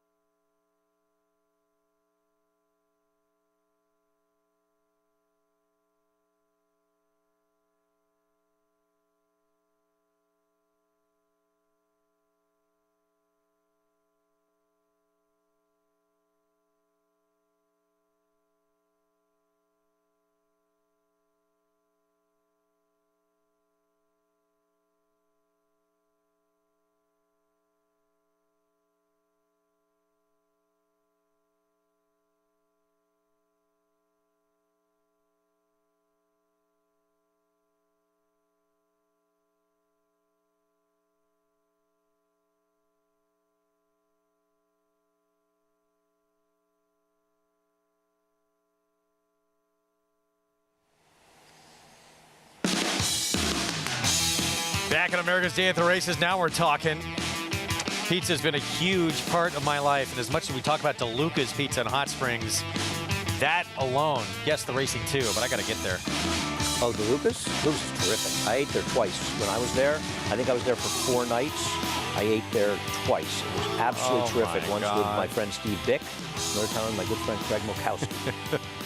It's a terrific place. And really, pizza's great. I mean, it was a Frank Miramati recommendation, so I was a little bit, suspect, but he nailed it. I'm kidding. Frank knows his pizza. Yes, it is really good pizza. Really, really good. One of the hot spots in Hot Springs, no question. As we get set for their second race coming up on the Saturday card, where we have the Apple Blossom to come in that Distaff division between last year's Kentucky Oaks winner Secret Oath and multiple Grade 1 winner Clairiere, the rematch from the Azeri. This race, $20,000 maiden claiming 6 furlong sprint. And we have an even money favorite. Guess who? Trained by Robertino Diodoro, the meet's leading trainer. He has the meet's leading rider, Christian Torres. We're talking about the 6, Fabulously Funny. Well, one of the reasons you're going to win a lot of races, and Diodoro's had a huge meet, he's running even money shots, one after the other. He won the first race at even money, and he's even money again today in this race. And trying to look at one of my picks, I picked the race 6-1, and lo and behold, the 6 is Diodoro off the claim. Yeah, there's the 1, Chartreuse, second choice there. Isaac Castillo having a nice meet. I think Maggie's on the tractor that's delaying the start. And we're going to get an update from Maggie Wolfendale for more. Maggie. I mean, I'm sure if I was driving the tractor, Andy, it would be rolling around this racetrack. But unfortunately, yes, the truth of the matter is a tractor has broken down. So they're going to have to bring out another tractor to be able to get things moving here, so to speak. So we are holding horses in the paddock. It is a group of maiden claimers, so some are getting fairly restless in what can be an overwhelming paddock here at Oaklawn. So hopefully we get things moving shortly, but I have not seen an update yet, guys. So definitely in a holding pattern here before this second race. All right, we'll give you an update when we get anything new. Thank you for that, Maggie. So as a result, these horses remaining in the paddock right now. We'll take a look at the 2 top choices who are getting reunited. They met back on February 12th. And Chartreuse actually finished ahead of the horses, the even money favorite right now, Fabulous Fanny.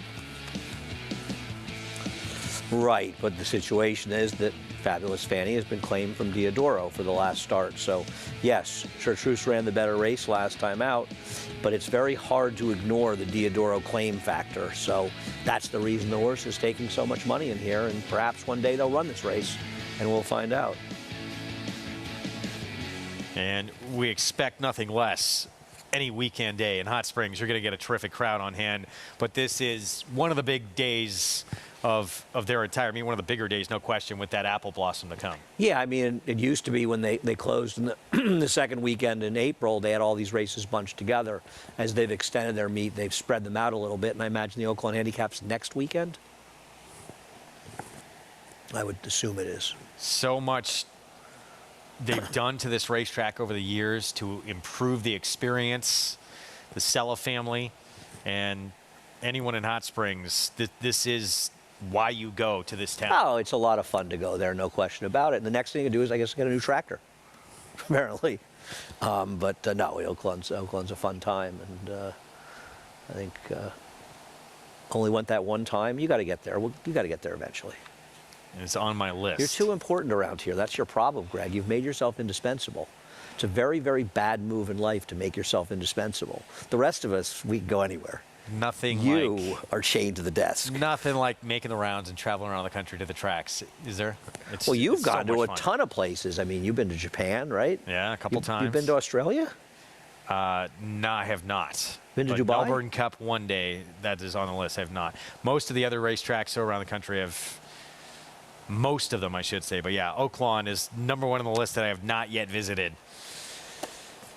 And I plan on getting there soon. We're going to get back to New York while we remain in that holding pattern in Hot Springs. And back to the Dangerous Hour. Just a 3-horse field with the scratches in here. And that is the one that everyone's got to beat here. Big Everest won 4 of his last 5. And in his last start of last year, we've not seen him since, he became a stakes winner in the Artie Schiller. Yeah, and not knocking him, you know. He sort of beat an okay field last time out. He's been able to control. His speed has become a weapon. It's funny, he didn't really have that speed earlier. I don't know how fast he really is early. I think it's been more a case of just been in races about absolutely no speed, so he's been able to control it. And we'll see. As you know, sometimes it seems like, sometimes I think other riders see a horse who goes to the lead and think, oh, he has a lot of speed. But they don't know he has a lot of speed. They just have more speed than the others want to show. 11 Central's a faster horse early. That there's really no doubt. And if they want to be aggressive with him, or not even aggressive, they just want to let him go, he's going to be faster than Big Everest. And maybe Big Everest will be comfortable rating, and he has one rating. But he's put together this streak of 4 or 5 wins by controlling on the front end and fairly moderate relative paces. And then the other horse, that's Anaconda, the only other horse in the race. Joe Sharp trains. Dylan Davis will be aboard the 1. And he does have a 3rd place finish behind Big Everest, but once again, Big Everest able to control that day. Now, he had a good trip. He stayed in the rail that day. He didn't run badly, but perhaps if the pace scenario is different, he could turn the tables. I thought his next effort at Laurel on November 7th was a very good effort. They scratched out of the sprint on Thursday. Probably the right move, the way Nothing Better ran, to run in here, and can't be a bad move. They're one of 3 horses in a $100,000 stake. So, go ahead. We're going to head downstairs to Mig. Mig, what can you tell us about riding in a reduced field size like this? Well, you know, listen, a lot more tactics are involved. You can't hide in a small field like this. And obviously, you've got 2 horses that have speed. And Dylan Davis on Anaconda is the horse that, you know, is more comfortable from a stalking or off the pace kind of trip. So it'll be interesting tactically. The break's going to be critical to see, you know, who leaves there on their feet. Running, obviously, Big Everest has got to control some races, but 11 Central is not slow. Watching him here in the paddock, Anaconda, difficult to saddle. They had to saddle him on the walk, meaning the valet makes up the saddle and the saddle towel and everything, and they keep the horse moving as they put the tack on him, and he's all horse. I mean, he's really in the bridle. Looks fantastic. All 3 of these horses look tremendous. Big Everest, nice and relaxed, looks good. I do think he's going to have his hands full with 11 Central, and things could play into the hands of Anaconda. It'll be interesting to see how it plays out, but small field, usually something interesting happens. See how it plays out. There is the horse that is 1 to 5 on the board, and Manny Franco obviously knows going in that the horse to his outside, Kendrick Carmouche, a horse who did show speed sprinting on synthetic in his debut, that horse is going to want to try and pressure him. So what is he going to do trip-wise in here? Well, I think if you're Kendrick Carmouche, your goal is to go to the front and control on the front end. If you're Manny Franco, you're riding a 1 to 5 shot. Now, I'm not saying you're supposed to cede the lead to 11 Central, but assuming Kendrick is riding him the way he figures to be ridden based on his past performances, then Manny will let him go, and he'll probably sit second and be comfortable. You're riding a 1 to 5. If you're riding a horse, listen, I think this horse is way over bet, and I'm betting against him. Having said that, he's still 1 to 5. Maybe he drifts to 2 to 5. Okay, fine. You're riding that horse, you're not supposed to go in the race saying, if I don't get the lead, I can't win. You're supposed to be able to still stalk and beat the field when you're that kind of favorite. That's why I think he's suspect, because I don't know that he's that good if he doesn't have the lead, and I think we may find out a little bit more today. Mig, as you look at this here with Manny Franco, how do you see it playing out? Well, I agree with what Andy's saying in theory, you know, about Big Everest. If you're on the best horse, you're supposed to be able to win. But the issue is that Big Everest is rank. He settles when he makes the lead. When he's got company or a horse in front of him, he really pulls. And horses use a lot more energy when they pull. And that's why when he gets clear and he's able to kind of, you know, throw his ears up and settle, he's more effective. You know, it's not like driving a car. Well, I'll let off the gas and let this horse go. I think that he'll be very vulnerable if he gets in a position where he's ranked and fighting against Manny Franco.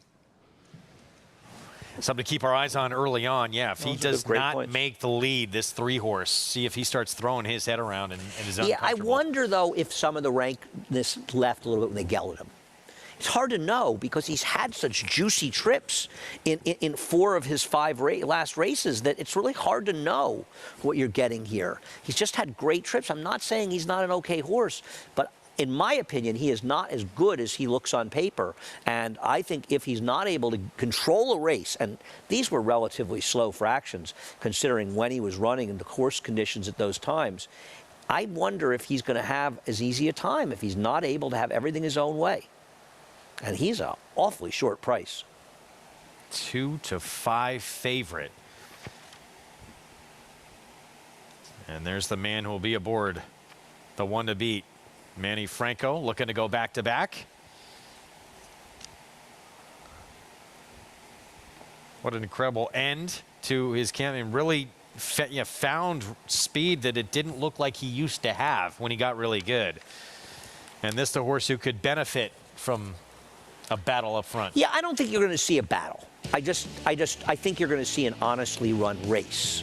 You know, it's hard to imagine them battling it out. That would be sort of silly. I just think the 4's faster. And if you want the lead, you're supposed to go with the 4. I don't think the 3's that fast. I think he's been able to control at slow paces. I think he's had the lead because the paces have been slow.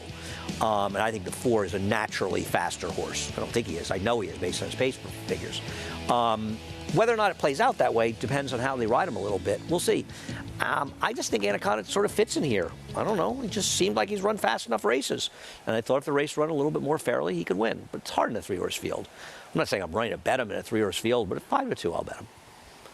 I'd like to bet a 1-4 exacta box, but I can't do that. And things just, mind shift-wise, things get a little different in a field like this. When you know where everybody is, there's just two rivals you're dealing with. Strange things can happen. Well, Manny Franco will probably make the right move. He hasn't made too many wrong moves over the last year, I'd say. Incredible rider. We always talk about his amazing athleticism. He's going to look to go back-to-back a big favorite. Here's Anaconda, Dylan Davis, Joe Sharp. Yeah, he's going to be sitting third here, and we'll see how the race develops in front of him. I can't imagine there'll be much distance between first and third in a small field. 2-5 favorite and 5-year-old debut coming up for this one right here, Big Everest. Looking to win his 5th out of 6 starts and successful here. They'll probably be looking at greater stakes going forward. They'll have no choice. And trainer Paulo Lobo, 5-year-old debut with 11 Central, who's getting on the turf for just the 2nd time in his career. But from a dam that's thrown 3 turf winners that were good, and she was 2nd in the Breeders' Cup Filly and Mare turf. So there's plenty of turf in this horse. Lousy trip first time on the turf. It's about time they got this horse back on the grass. But to be fair, they did enter on the turf the next time and got rained off. So this Dangers Hour, don't see it a lot. Reduced to just 3 in here. And yeah, you are taking a stand against the 2-5 favorite. Let's head back down to Mig. Yeah, guys, it's interesting, you know, talking to connections and, you know, trying to extract some information as far as tactics, and talk to Paulo Lobo's connections here of 11 Central, and they said he's got one way to go. They're going to the lead. Spoke with Christophe Clement's assistant, and he said, he told Manny they don't want to get in a speed duel. So already the die is a little bit cast that the 4 is going to go and the 3, Big Everest, is going to try to sit just off of him.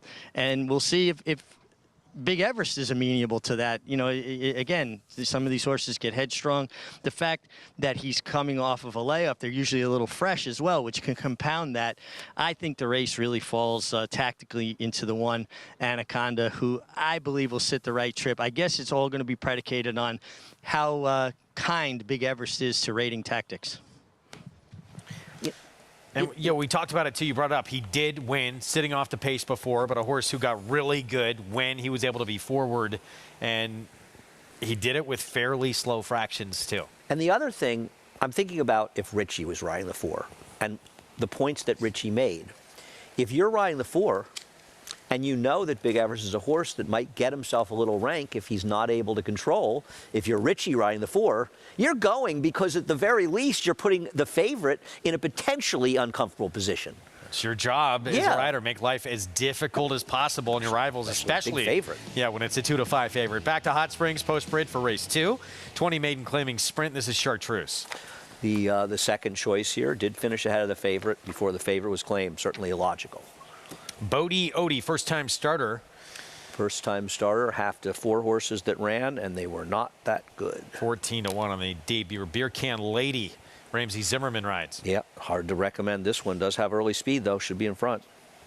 Keen Contender, Kylie Jordan will be aboard for a trainer who provided some huge long shots early on in the meet. Not sure why an 0 for 18 with 11 on the board finishes is so popular in the claim box. Here is Fabulous Fanny, finished behind the 1 when they met, but moving to the leading barn at the meet. Has had its share of chances against other horses, but mostly against better horses.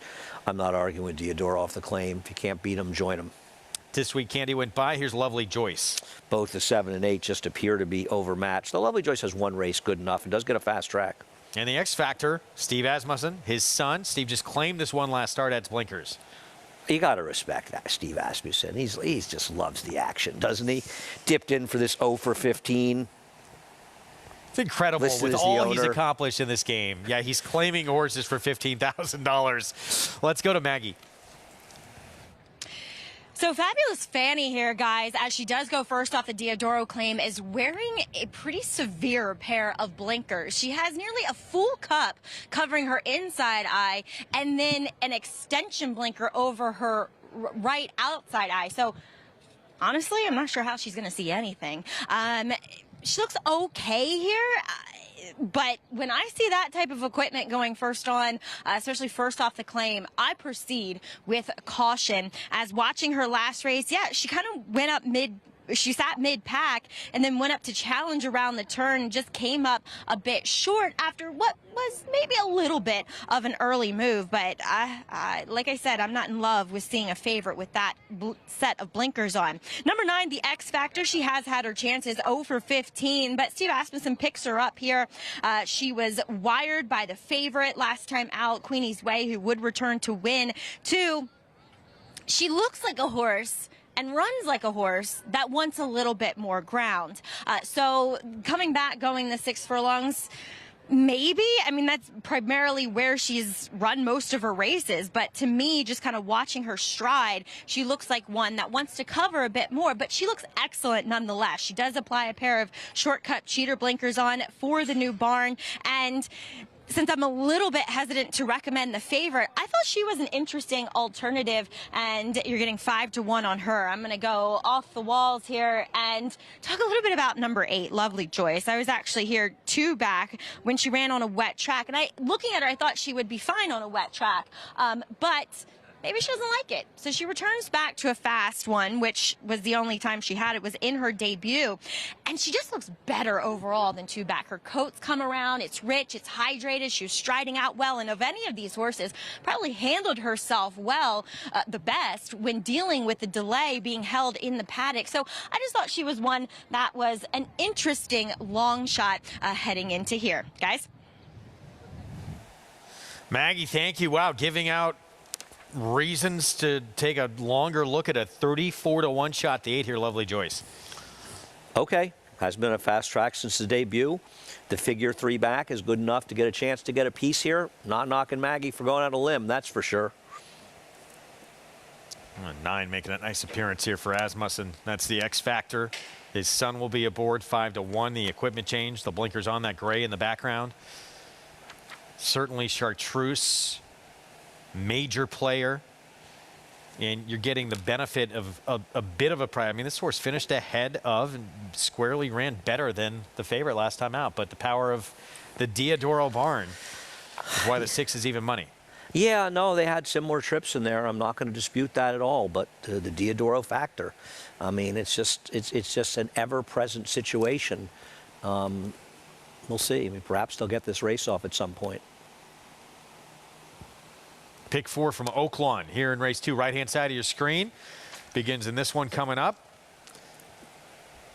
And a middle pick 4, by the way, beginning on the left-hand side of your screen in this dangerous hour where there's no gimmies in this game. We know that in this sport. 3-horse field with a 1 to 2 favorite. You think, oh, maybe a free square and I can make it a pick 3. You've picked against the favorite. I'm not a fan of this horse. I think it's pretty obvious from what I've said. He obviously has some talent. I really liked him as a 2-year-old. I thought he was going to turn out to be a good horse. I'm going to bet against horses, for better or for worse, that are dressed up off of very good trips. It's going to work over time. It doesn't mean, well, listen, it's a 3-horse field. If the 4 isn't even remotely aggressive here, then he's going to probably win this race. And then I'll bet against him next time. But I think the 4 is supposed to be in front of him. I don't see why you would run the 4 in this race and not go. He's not winning if he rates. So we'll get back to the Dangers Hour, going to run this Oaklawn race first to kick off their early pick 4, the 6 furlong sprint. Not just the 1 and the 6. If you listen to Maggie, she liked the 8 a little bit. The X Factor, definitely a player too. Usually anything from that barn is. Yeah, I'm not betting an 0 for 15 in here. This is one of the funniest claims I've seen. Steve just, I give him credit. He loves the action. But to claim this horse seems very, very odd. 5-1 on that outside runner. Saw Steve and his son get to celebrate in the winner's circle with a victory yesterday. We had an interview. Maggie got to interview them both. That was cool to see on the show. And I think of all the things that have happened, and a lot of good things for Steve, probably none make him prouder, nor should they, than seeing how well his son has ridden. He has really improved. Just watch him from the beginning of the meet to where he is now. It's really remarkable how much he's improved as a rider. It's a credit to him. Set for this early pick 4 from Oaklawn, Jim Byers. Very slow start for Beer Can Lady. Fabulous Fanny is driving off to the early lead, and Tis Sweet Candy came out in second. Lovely Joyce on the outside of them is third, and here's Chartreuse moving to position from the inside. She's into third now, followed by Lovely Joyce to the outside in fourth, and then splitting rivals is the X Factor. She was struggling in the initial strides to get her footing, but she's racing now a joint fourth. 3.5 lengths off the lead. Gap of 4 then to Bodiote, and then well back to Beer Can Lady. And Keen Contender is trailing the field. They move around the turn, and Fabulous Fanny at odds on here leads it by 2.5. Tis Sweet Candy on the outside, and Chartreuse to the inside are next. Chartreuse is all in here as Fabulous Fanny straightens for home with a daylight advantage. And Christian Torres just urging her along with his hands.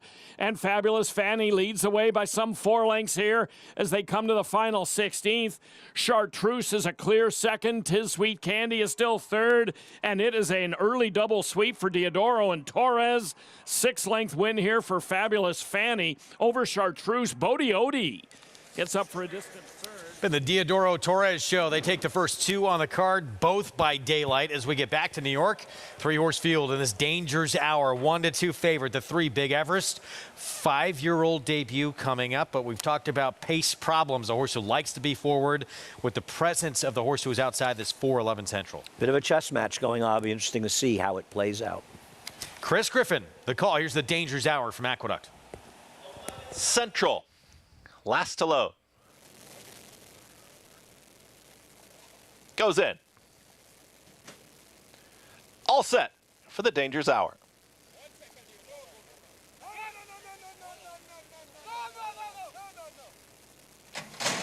And they're off. Big Everest flashes early speed, 11 Central up alongside, and at the back will be Anaconda early as the trio goes past the wire the first time, and Kendra Carmouche, 11 Central, they want the front. They're going to move towards that first turn. Just taking back a touch is going to be Big Everest, and now they're head and head as they work into that turn, and Anaconda watches the action here from third. As they work around the turn, it's Big Everest, and Manny Franco in front is up by 3/4 of a length. It's just mild pressure now from 11 Central, who starts to straighten up as they work to the backstretch. 23 seconds flat for that opening quarter mile for Big Everest, who's 1-2 on the board. 11 Central is tracking right there in second. Just encouraged a little here from Kendra Carmouche to move closer, and Anaconda is at the back, but moves in a touch closer, is now only about 1 3/4 lengths off the lead. On the front end, it's Big Everest. Going to try and take them all the way. It's Big Everest who went 47-2 for that half-mile time. 11 Central continues to chase up alongside, is in the 2 path as they get set to work into the far turn of the Dangers Hour. Anaconda has trailed throughout, but is ready to strike, and it's Big Everest in front. Anaconda is now called upon for the effort, now moves to the outside, and that drifts out 11 Central as they reach the top of the lane. Big Everest looks full of run here at the top of the lane, is going to have to deal with Anaconda down the center of the course. It's Big Everest who kicks on. Anaconda is just moving up on the outside, though. Big Everest has not put away Anaconda. It's Big Everest still up by a half length. Anaconda inching closer. Big Everest, Anaconda down to the line. Big Everest, Anaconda, Big Everest, and Anaconda. It's a photo finish. Big Everest to the inside of Anaconda. Then came 11 Central in 1 minute 34 and 2 in the Danger's Hour. 1-2 favorite, Big Everest. This got very, very tight late. Just hangs on for the win. He couldn't have got anything more his own way. Just under 23-1 for the first quarter. At 24.34 second quarter, loafing on the front end. Four made a half-hearted attempt for the lead. He was able to control. He held on. It looks like the barest of noses in here. And Big Everest gets his 5th win. Let's see. Yeah, he gets his 5th win in 6 starts. But at some point, somebody else will show an interest in having the lead. We'll see when that happens. Unofficially posted, just barely. Big Everest. Make it 3 in a row for this horse. Wins his 5-year-old debut. This got awfully tight late. Yeah, that's not winning like a 1-2 shot should. You know, I mean, I'm surprised that Kendrick wasn't more aggressive with 11 Central. I don't think he could have finished worse than 3rd. And obviously, had he been more aggressive, I think it's pretty clear the one would have won. But Big Everest uses that speed, and Manny let out a little bit of gas, and that was it for the 4. 5 wins now his last 6 starts, and now a 2-time stakes winner. Big Everest, successful 5-year-old return to the races. A little bit tougher than expected here, though. Not by me. Christophe Clement, Manny Franco, Reeves Thoroughbreds had to sweat this one out with an odds-on favorite here in this Danger's Hour. All the prices for you when we come back. A lot more coming up from Oaklawn as well. We'll be back right after this.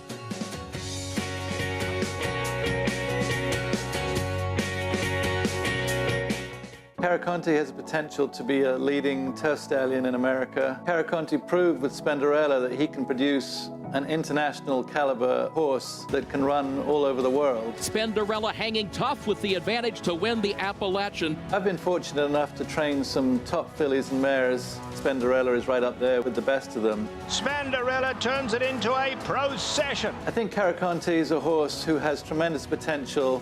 Caraconte, standing at Gainesway. Experience the adrenaline-pumping, suspense-filled action of the Sport of Kings no matter where you are with Naira Bets. It's fast, easy, and secure. Download the app today and start winning with our lucrative weekly promotions, thrilling handicapping contests, and a one-of-a-kind VIP rewards program. Don't just watch horse racing, be a part of the action with Naira Bets.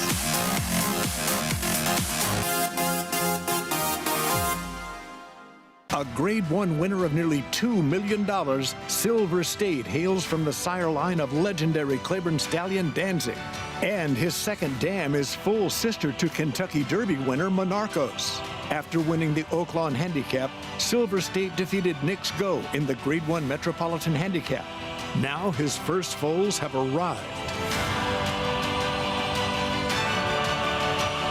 Grade 1 winner Silver State, standing at Claiborne Farm.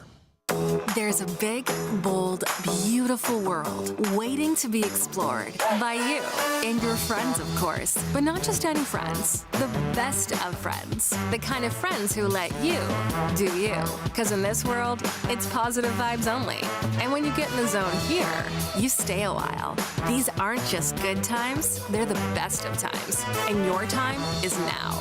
So come explore. Resorts World.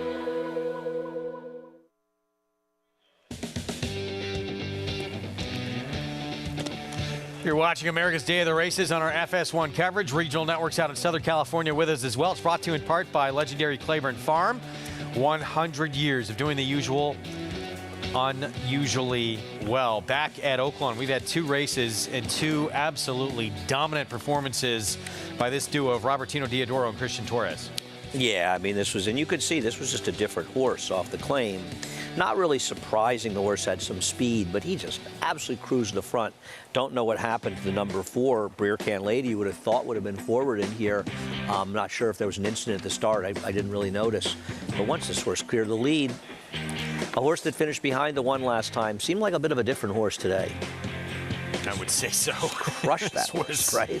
Probably a big understatement on my part. 8th time out on the racetrack. It looks like a totally different filly moving to this Diodoro barn, who's having, as usual, a tremendous run in Hot Springs. Back to New York. Big Everest. Manny Franco had to time this just right and just enough in the tank to fend off Anaconda for the Danger's Hour win. Yeah. He's won 5 of 6 races. He'll head to graded stakes going forward. I wish him luck. Christophe Clement trains this 5-year-old by the Gherkin, who is on quite a roll in the win column for those Silks, Reeves Thoroughbreds. Now 6 for 11 on the turf overall. Let's head downstairs to the hot hand to start this card. Manny Franco, Mig is with him now. Yeah, Manny, everything's just going so well. You're on a roll. Big Everest, it looked like at one point you would have allowed the 4-horse 11 Central to go, but your horse kind of grabbed the bridle pretty good. Yeah, my plan was make sure he break good and implant my plan. I wanted to go. That was my plan A. So I saw Kendrick trying to, keep him there with me. So I say, if we go to the turn and he go, I let him go. If not, I'm gonna use my position. Like that's what I did. I hold my position there and I went on to the lead. And when the challenge came from Anaconda, your horse really dug down. I saw him pin his ears. He wanted to win. He didn't want to get by. He did. I mean, when he felt the horse outside, he just pinned his ear back at him, and he was fighting. So I knew it was close, but I know I got it. Manny, when we talk about race riding, it's an art, subtly coming out to a horse, drifting enough to make your horse engage without bothering him. And you kind of rode that tightrope really perfectly today. Yeah, because I feel that I had the space to go outside a little bit, like maybe 1 path or 2. I know Dylan is coming, but he keep his horse away from me a little bit, so I have the space to go there and trying to meet him because my horse was running with him. And that's what I did, and the horse responded really well. Absolutely executed perfectly, Manny. You're riding so well, riding good horses. How high is your confidence level? I mean, right now it's in the sky, because I'm riding like you say, the horses with chance, and I just read the paper and do my homework and execute it out there. So that's what I've been doing, and I'm happy to be where I'm here right now, getting those opportunities. And I want to say thanks to all the trainers and owners and my agent. Definitely, he's been doing a great job, John. Congratulations, Manny. And guys, hard work, preparation, and the physical skills to match. Manny Franco is hitting on all cylinders. He really is coming off that tremendous meet title, of course, winning the Aqueduct Winter Meet.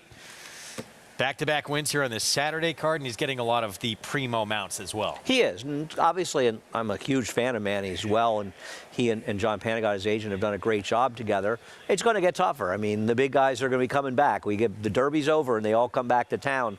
But Manny's got that confidence going for him as well, and I think the trainers are confident in him as well. So he's going to hold his own. It'll be very interesting to see what he does. I mean, obviously, Irad Ortiz, Jose Ortiz, who's riding now, and Joel Rosario, and Luis Saez, blah, blah, blah, blah, blah, Flavien Prat. It's not going to be easy, but Manny can hang with all of them. No question. We're going to take a timeout. It's going to say so long to Andy Serling. We'll be back at 6:30. Coverage that includes the Apple Blossom. You'll be changing a diaper, and I'll be on here at 6:30. I will, with 2 of them, but I'll be watching. It's sort of like working with me, as it turns out. A little bit. We look forward to that coming up later on tonight. That'll be on our FS2 coverage, by the way, part 2 of our FS2 coverage. We got more coming up on our FS1 coverage, though, and we'll preview that race that Anna will be part of later tonight. That showdown, the rematch in the Distaff division between Secret Oath and Clairiere. Stay with us.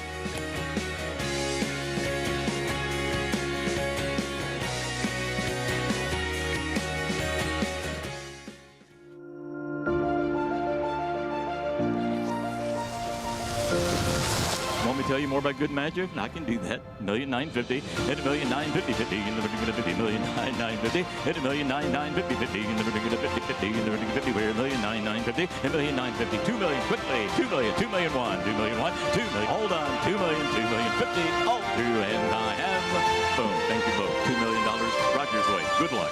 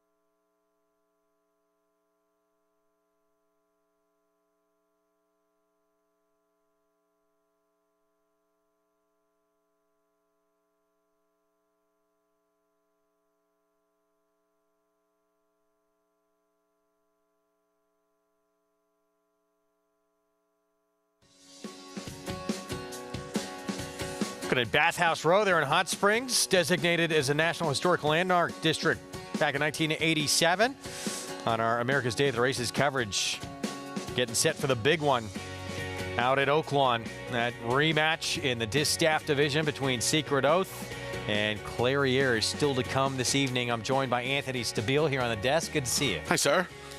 How you doing? I'm good. How are you? Doing very well. And we just saw a race that was a little bit tougher than at least the betting public expected for Big Everest. Yeah, you know, everybody keeps knocking poor Big Everest. And he just keeps getting the job done. When horses have speed of any kind, whether it's tactical, whether it's controlling, whether it's real speed, he doesn't have much real speed, but he works out his trip and he gets the job done. I don't know. I think he's a nifty little horse, and Christoph's done a good job managing him, finding the right spots for him. Now, that's what it's all about. You know, what people don't get is when you find the right spots, the money's just as green as when you find the tough spots. I've gotten to learn that along the way here the last few months. 5 wins the last 6 starts for Big Everest, including a 5-year-old debut win here today in a thriller. Big one, of course, later today. Grade 1 Apple Blossom. Just 4 will line up, but 2 of the very best, 2 of the heavyweights in this division. Secret Oath, last year's Kentucky Oaks winner for Dwayne Lucas, who got the better of Clairiere when they met earlier in the Azeri, and then the multiple Grade 1 winner. We'll see if she can turn the tables today. Yeah, not exactly light Meadows star yet for you way back fans out there, but I'm looking forward to seeing the rematch and seeing if these two can build a little bit of a rivalry this year. The 5-year-old Clairiere coming back for Stone Street, and Steve Asmussen, the Hall of Famer, fellow Hall of Famer Dwayne Lucas, and the Kentucky Oaks champ of 2022, Secret Oath. Yeah, big rematch here. I think Secret Oath has the advantage, Greg. Well, it does certainly have a feel like a heavyweight bout between these two. Clairiere, of course, going to try and avenge that defeat in her seasonal debut in that Azeri against last year's Kentucky Oaks winner. Stone Street Stables' Barbara Banke talks about why this multiple Grade 1 winner is so special and why today could be different for Clairiere. Yes, Clairiere is a fabulous, fabulous racehorse. She's now 5, and we were excited to race her for an additional year because she seems to really enjoy it. And she really didn't peak until she was 3 and then 4. I thought the best race out of the Breeders' Cup races was the Distaff, and we really didn't know whether she'd won or not. As it turns out she came in 3rd, but only by a whisker.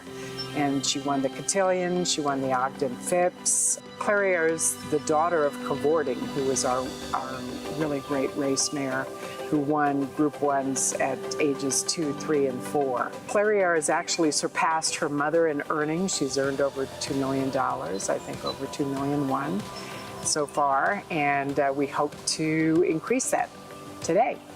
Our race, the Apple Blossom, is going to be a rematch between Secret Oath and Clairiere. Clairiere is in behind horses. Secret Oath coming at hot and sultry. Secret Oath is making a winning return to the races in 2023. Draws off. Last time Secret Oath got the better of her, but I think that we could pull it off this time. We seem to run better after a few starts, so I'm looking forward to the rematch. It'll be fun to see these two go at it again. Obviously, Secret Oath was ready to go off the bench, and that time away to rest up after a long campaign for Dwayne Lucas certainly helped her in that comeback. Yeah, you know what's funny too, Greg? These smaller fields, there's more of the rivalry has a chance to be a little bit more intense in the smaller field, right? Because it's a little more of a game of cat and mouse. Clairiere doesn't have a lot of early speed. She has none, quite frankly. Secret Oath has more of a chance here to take the fight to Clairiere, have a little bit more of an advantage. But Joel Rosario is almost going to have to try to find a little more of that speed. I don't know if he's going to be able to do that. You would imagine that gives Secret Oath even more of an advantage. We'll see. I think she has the big home field advantage, too. 4 for 5 with lone blemishes that Arkansas Derby, where she didn't even embarrass herself last year. Clairiere second, too.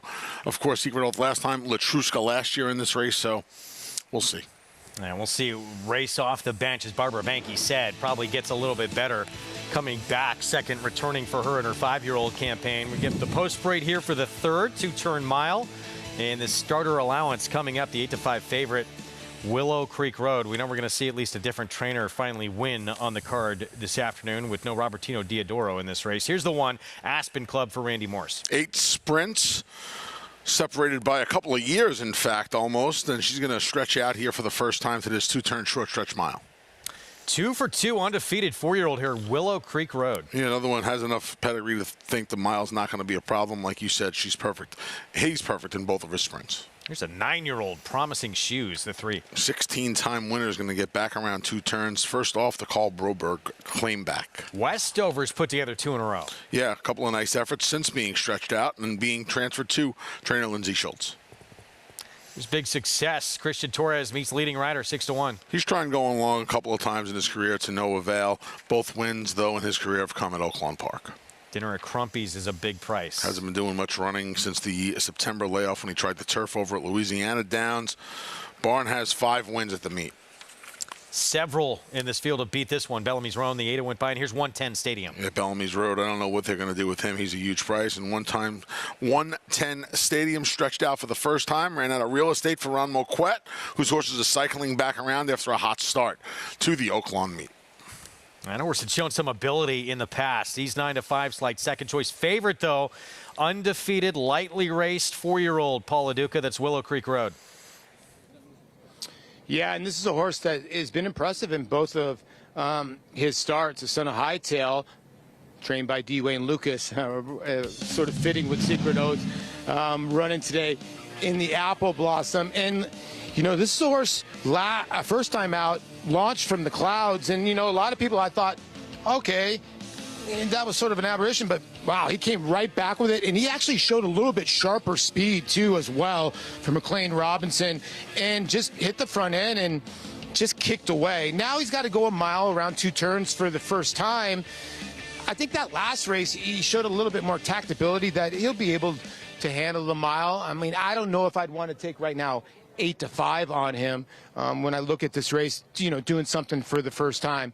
Now, 110 Stadium on the outside, obviously a major player for Ron Moquette. He came by the set. I asked him how the horse is doing. He said he's doing tremendous right now. And right now he's about 8-5.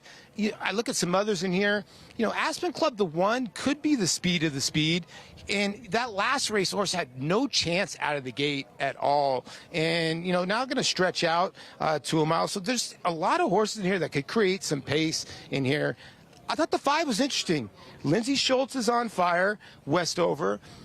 You know, sometimes we look at horses that are dropping in class, and, you know, you don't look at the horse that's kind of in form. And this horse has had 2 open-length wins on a sloppy racetrack and a mile and a 16th on the dirt. Now we're cutting back to a mile.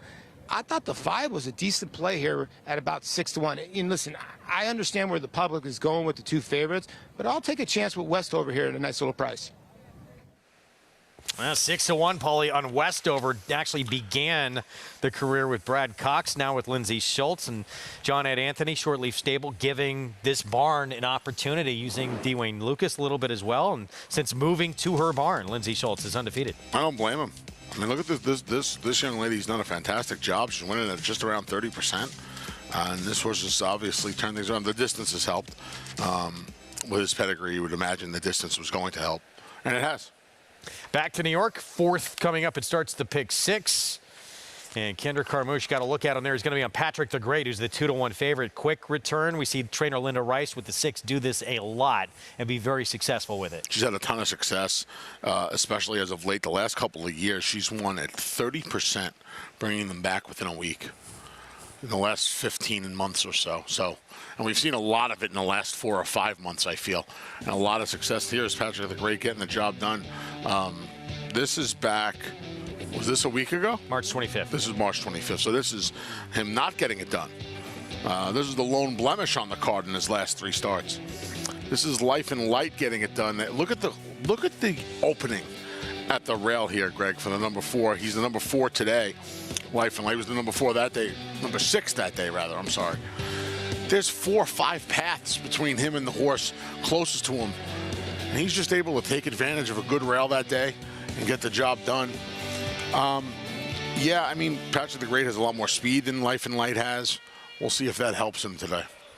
And obviously, since that time, Patrick the Great has put in a much better performance. But again, it was just 7 days ago.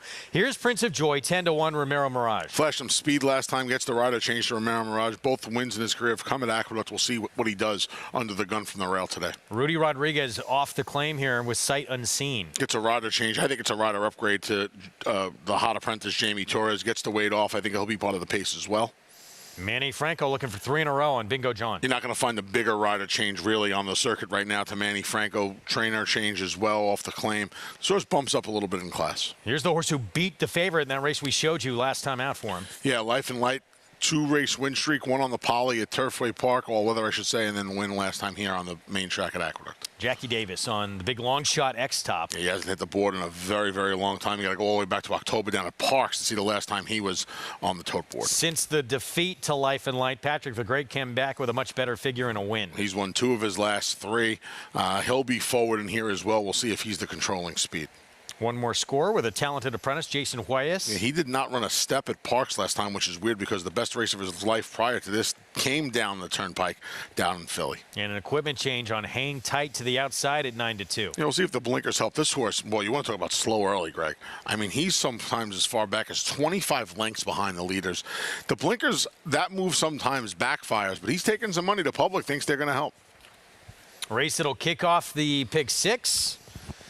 As we get a look here at the 2, you're going to wind up here sight unseen. Yeah, I like this. I thought this was the 2 and the 3. Excuse me. I went to the horse who I thought was going to be the better price. He is. First time Rudy, first time Jamie Torres. I think he'll be more forward than Bingo John. Richie likes Bingo John. I like the 2 and the 3. I went to the horse that was the bigger price. 3 minutes away from the race that kicks off the pick 6 sequence on this Saturday card here in New York. We're going to head back to Oaklawn. And third from Hot Springs, they're loading into the gate. And the favorite has been favored throughout. It's the 2 Willow Creek Road for trainer McLean Robertson. Undefeated, 2 starts. See if he can make it 3 in a row coming up. But trying something new here. 2 sprints and now stretching out to a mile distance for the first time. I was like an homage to my man Johnny I, who'll be back Thursday, May 4th. I like the old 2-5. Willow Creek Road and Westover, the other one who's won 2 in a row. Those have been going long at a mile and a 16th. Jim Byers, the call. Here's the 3rd from Oaklawn. Stadium on the outside. 110 Stadium steps forward. They are in the gate. And they're off. Right from the inside, Aspen Club. From the outside, Bellamy's Roan. Splitting those 2 is Willow Creek Road. And Dinner at Crumpy's is 4th. Westover is racing 5th. 110 Stadium is outside in 6th. And then Promising Shoes and Big Success. Midway around the clubhouse turn, it's the stretching out Willow Creek Road and Aspen Club. They're vying for the lead. Aspen Club on the inside by ahead. Willow Creek Road is right alongside, and they are match racing to this point, and they are 4.5 to the good of Bellamy's Roan, who's racing along in 3rd of a strung-out bunch. Dinner at Crumpy's, fairly distant 4th. And then we go 4 lengths farther back to Promising Shoes, Westover, and Big Success. And 110 Stadium is going to have to come from last, and they have less than a half mile to go, as the finish line is the 16th pole, and Aspen Club, Martin Garcia, with a narrow lead here. And Willow Creek Road, Eduardo Gallardo right alongside. Their stride synchronized, and then 2 lengths, and Bellamy's Roan is racing in 3rd. And then comes Promising Shoes and Dinner at Crumpy's. Nothing yet from 110 Stadium. And they come to the top of the short stretch. From the inside, Aspen Club, and right to the outside, Willow Creek Road forges to a short lead. Bellamy's Roan up on the outside. They come to the final 16th. Still fairly wide open. 110 Stadium is trying to close down the center as well. Willow Creek Road trying to go 3 for 3. Here comes Promising Shoes late toward the inside. Now they're all engulfing them. Promising Shoes looks like he got up. It was a blanket finish. Dinner at Crumpy's, Willow Creek Road, 110 Stadium, Big Success. They came together late. It looked like Promising. Well, if it was the 3, that is 34-1. Carl Broberg off the claim. 2 got roughed up a little bit out of the gate early on in this race. It was a foolish ride on the 2. Now, I'm not so sure Willow Creek Road didn't put his head back down on the mirror. I'm not going to call that photo, but it's 3-2 or 2-3. That was not a good ride on the favorite. All right, we'll get back to it. I'll let you know who the winner was momentarily as soon as we find out. Back here to New York. 1 turn mile coming up. Let's check in with Mig. Yeah, guys, an interesting group here, and there were 4 horses that stood out from a physical perspective for me. The one, Prince of Joy, really made an outstanding appearance in the paddock. And I got to tell you, I've become a real fan of Romero Mirage. I think he makes the most of the opportunities he gets, and he's got such a great attitude. I feel like horses run for him, and horses outrun their odds for him. So I thought Prince of Joy was interesting. Yeah, well, and guys, you know, I was watching the 6 warm-up, and he didn't have the greatest energy level, and it looks like he is going to be a late scratch. You know, I saw down the backstretch he stumbled a couple times with Kendrick, and it'll be interesting to see how this board shakes out now as far as odds with the favorite coming out of this race. But getting back to Prince of Joy, a horse that definitely you know, gets a rider that horses continually outrun their odds for him, and he looks terrific. Sight Unseen, first time off the Rudy Claim. He's been in good form, running well. You get Jamie Torres, an apprentice I've been very impressed with. And Bingo John, first time off the Jeremiah Englehart claim for this Doc Belinsky bred. And he looked absolutely glorious in the warm-up under Manny Franco. And listen, when we talk about riders that get hot and things going well, Manny Franco is just checking all the boxes. Confidence is sky high. His physicality is second to none in the room. And all the decisions he's been making, putting horses in proper positions. And we heard him talk about the Dangers Hour, having plan A, plan B. A guy that goes in ready and prepared to handle whatever situation comes up. I'm with the 3. He is now 5-2 co-favorite. I like the 2 a little bit, and I'm going to use a little bit of the 1, Prince of Joy. All right, Mig, thank you. Real quick, back at Oaklawn, it was the 3, that 34-1 shot, by the way. 3-2-7-9 finish. But back here in New York, with this late scratch of Patrick the Great, the 6, who wanted to be forward, who takes advantage on the front end? Yeah, that's a good question. If I'm Jamie Torres on the number 2, Sight Unseen, knowing that the horse that figured to be the main speed is out, man, I'm coming out of there guns blazing. I'm just trying to put Sight Unseen on the front end in here, try and take him gate to wire. That's what I would do. I would imagine Prince of Joy now, that plans probably changed for him. He was forward last time, under the gun from the rail a little bit. He's got to go. But if I'm Jamie Torres, and Jamie's been aggressive for the most part, I'm coming at it there running now with the number 2, Sight Unseen. Here we go with a 4th to kick off our Saturday pick 6. Chris Griffin with the call.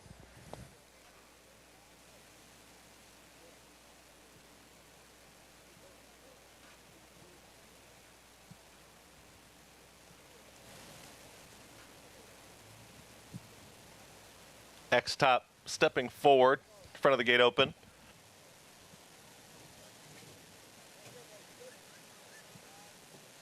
One more score and hang tight to the outside. Start of the pick 6. Is in. All set. And they're off. Good break towards the outside there from One More Score is going to be in the early mix, and in between horses there is Bingo John. They line up 4 across the racetrack. Sight Unseen is in the early mix. Also up in there is going to be, now taken back is Life and Light, who's back to the 4th position. Another 3 lengths back to Prince of Joy. Far back to the 2 trailers right now. That's Hang Tight with X-Top. To work up the backstretch, Sight Unseen has got the lead. It's Sight Unseen who's now up by 3/4 of a length. 23-4 for the opening quarter mile. One More Score with Mile Pressure up on the outside, and Bingo John is in between horses. Now it's these 3 across the racetrack. Life and Light took off the early pace, is sitting there in 4th. It's going to have a wide run here as they approach a half mile left to go. Prince of Joy is called upon for the effort, is still 5 off the lead, and X-Top and also Hang Tight, they move as a pair from the back of the pack as they've got less than a half mile to go. And One More Score at 14-1 is kicked on. It's One More Score who's trying to put the field away. Life and Light has set a nice trip, is now ranging up on the outside here from 2nd. Tipping towards the outside was Bingo John. Got caught in behind Sight Unseen, who starts to back out of it from the back. Hang Tight is trying to rally on there with Prince of Joy as they approach a quarter mile mile left to go. 47-3 for that half-mile time. Life and Light is ready to kick for home and is now up by a length and a half. It's Life and Light who looks good at the top of the lane. It's Life and Light trying to run on here from the back. Hang Tight is launching a big rally to the outside of Bingo John, but running out of time. Dylan Davis, a quick look back. Life and Light approaches the 16th pole. Hang Tight, the only one with a shot. Life and Light, Hang Tight. Life and Light will win over Hang Tight. Life and Light gets the victory. Hang Tight, then came Bingo John, and one more score in 1 minute, 38-4.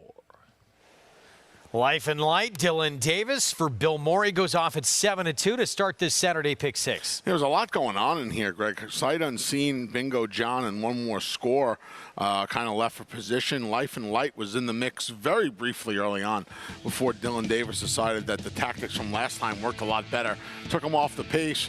There were lead changes here. One more score made like a harness move, a half-mile move to the lead, tried to blow it open to no avail, and then Life and Light, Dylan Davis decided around the 3/8 pole that it was time to go. Insurmountable lead, as the great Tom Durkin used to say. Hang Tight from a long way back, as is his wont. Well, they wound up making Hang Tight the 2-1 favorite in here when all was said and done after the scratch of Patrick the Great, which really hurt his chances more than anything else because more of the speed came out of the race. He settles for second. 4-8 under the line here. A lot of separation between these top four. Yes, spaced out group. 4-8, 3-7, as you said. 7-2 to start this pick 6. So 2-1 favorite defeated to begin the sequence. That means the late pick 5 is next. It will begin on the grass. We'll have it for you when we come back. A lot more ahead on this Saturday edition of America's Day at the Races on our FS1 coverage.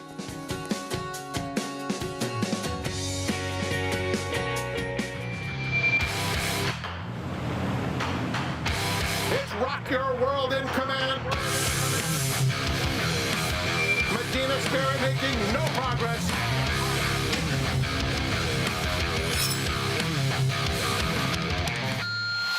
And it's going to be Rock Your World to take them all the way in the Santa Anita Derby. He's undefeated and wins by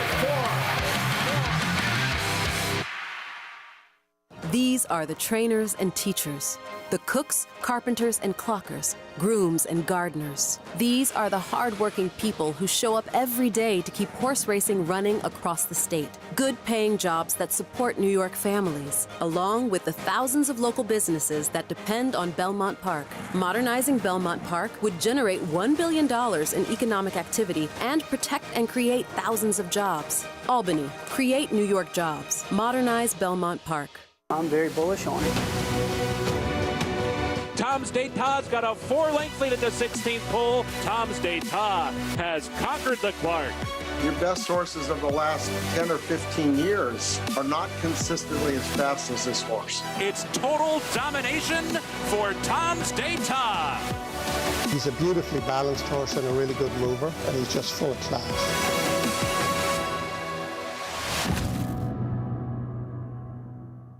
Racetrack Television Network brings you every race, from every track, on every screen, every day. With monthly packages starting as low as $5, RTN gives you great value and access to more live HD streaming and race replays than anyone. Visit RTN.tv today to sign up and watch on almost any device, including Roku and Amazon Fire. RTN has packages that start at $5 per month.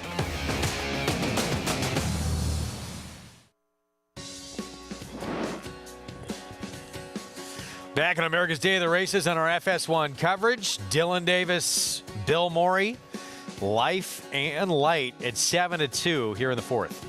Yeah, a lot of lead changes in here, a lot of middle moves, if you will, and Dylan Davis timed it perfectly, made that perfect middle move, opened up a big lead right around the 3/16 pole, and Hang Tight tried to come and get him late, but by the time they hit the 8th pole, it was a 5-length lead, and that was more than enough, Greg, as he coasts home an easy, I don't know, 4-length winner when all said and done here. About 3.5, 4 lengths, right? Sometimes, as you said, it does not matter. It looked like with Patrick the Great coming out, his chances probably hurt to try and win this race with his running style. And the money just poured in. It made no sense to me. You want to book him at that point, especially at you want to book him at any price at that point. But as the 2-1 favorite, he was a point lower than anybody else on the tote board. Made no sense. $9.30 on your winner. Meanwhile, back at Oaklawn, how about this? $70 winner with promising shoes. Where did this performance come from? Carl Broberg off the claim. Ramsey Zimmerman to light up the tote board. This horse had won previously 16 times in his career. 9-year-old getting it done. Yeah, the two horses inside of him were both coming out of a series of sprint races they had never routed before. One horse was 23-1. One horse was even money. One horse had been on the lead. One horse had been coming from off the pace. Why they hooked up, why the jock on the even money favorite engaged the 23-1 shot is beyond me. But he did, and it got him beat by a half length by a $70 horse. Heavyweight showdown still to come. That rematch between Secret Oath and Clairiere. Let's go to Lafitte and Gary for more. Tractor moving just fine now, the water truck. $70 bomb dropped in race number 3. Will we see an upset in the Grade 1 Apple Blossom? We'll find out around 7:12 Eastern. As Gary mentioned at the top of the broadcast, it is a jockey's race, just a field of 4, and it is the America's Best Racing's Race of the Week. 55th running, Grade 1 $1 million purse. 3 of the top 4 are back from the Azeri. You know all about Secret Oath, the favorite. Clairiere as well, 1-2 in the Azeri. But what about Hot and Sultry, Gary? And now she's doing the 2-turn thing. Before that, she looked like one of the best female sprinters on the ground. Yeah, I think you look at those morning line odds of 5-1. She went off at about 17-1 in the in the Azeri last time out. This is the first time in her 6 races that she'd ever competed around 2 turns at this mile on the 16th distance, the same as today's Apple Blossom is. She only gets beat 3 1/4 lengths for everything. She's not chucking it in, but I think you've got to respect Norm Cassie. You've got to respect the ride that David Cabrera gave her in here. She didn't embarrass herself, and I'd look for her to be loose on the lead today and David Cabrera to try and take advantage of that. Something to remember in the Azeri early stages, wide first turn. She was very aggressive, pulling hard at David Cabrera, her jockey. Wasted energy. David Cabrera needs to get her to relax early on. Yeah, and you know what? That happens a lot first time out, but you get an intelligent racehorse, and the first time they run that 2 turns, another work in between, a lot of practice in between. The good horses have intelligent brains, and they learn from it as well. So I'd look for her to improve. How much today? I don't know if it's enough to beat your top 2, but she could have a say-so if the guys start playing games back behind. Something to watch early on. Hot and Sultry tucked away in her stall for now. The close-up right up her nostril. She figures to be in front. The question is, will she be relaxed? That'll fall in the hands of jockey David Cabrera. Last year, David Cabrera was having a breakout meet, simply dominating in the jockey standings, well on his way to a first-ever Oaklawn riding title. And then, right around this time last year, disaster struck. It was a great year. My riding was great. My momentum was great. I was getting first call on Steve's Born. I was so excited about riding for him. Everything was going great. Unfortunately, we had the spill.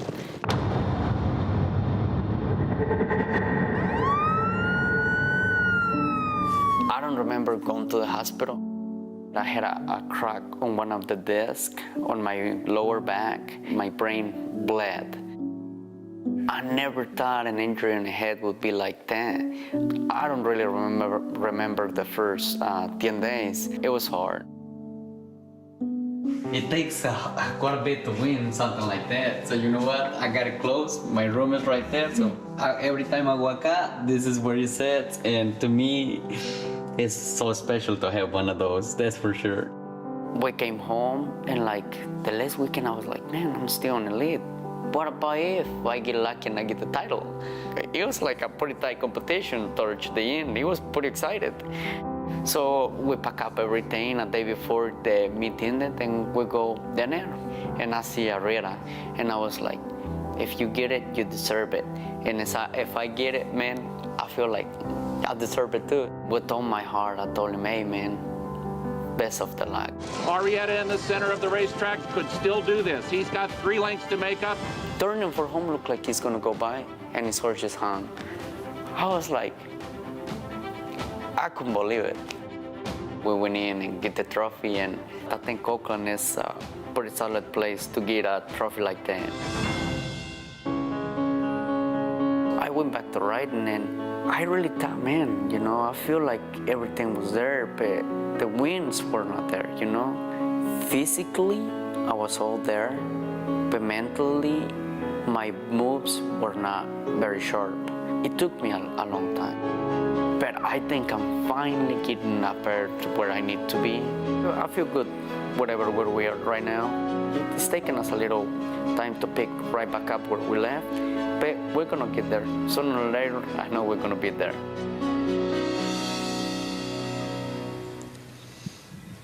Wow, David Cabrera, he's patient, he's grateful, still confident. Gary, like, you've been there. How challenging is it for a rider coming back from serious injury? Well, first of all, I was working that day, and I knew it was bad when the ambulance came by at about 30 miles an hour. It was something that I hadn't seen here at Oaklawn. I knew that things weren't well. We were fearful for his life. And anytime you have a head injury like this, or any sort of serious injury for the first time, and you miss this much time, when you come back and you're not winning races right away, well, you've lost all of your business. You have to start over. People want to see how you're performing. And with that, you lose confidence a little bit in yourself. Why am I not winning like I should be? You start blaming yourself. And when he said that he wasn't as sharp, well, you lose your sharpness when you lose your confidence. And so thank God he's got his confidence back now. And he recovered from that, and he was able to hang on by one win in the leading rider last year after establishing a huge lead in the standings and missing the amount of time that he did. And the courage to come back, excuse the pun, but, you know, getting back in the saddle. Gary, he didn't recognize, like, his own wife for several days. This is terrifying what he went through. Yeah, absolutely. I suffered a major head injury in 1985, and it was scary. I lost my speech, lost my equilibrium, a lot of different things that I was told I would never ride again. That's a scary thought when you're young. He's young, and to overcome what he's overcome at this point in time, hats off to him, man. Dangerous game. Ambulance out there chasing the competitors, and for David Cabrera, yes, back in the saddle, seeking a first ever Grade 1 victory. If you didn't have a rooting interest before the Apple Blossom, now you do. We'll see what Cabrera does with hot and sultry expected pace setter in today's Apple Blossom. Much more as we get closer and closer to the Apple Blossom here at Oaklawn Park. Kids are out, fans are out. Big crowd on hand, expected over 30,000. 7:12 Eastern, Fox Sports 2, the Apple Blossom. That's why the crowd is here. They love their horse racing here in Hot Springs. We'll be right back.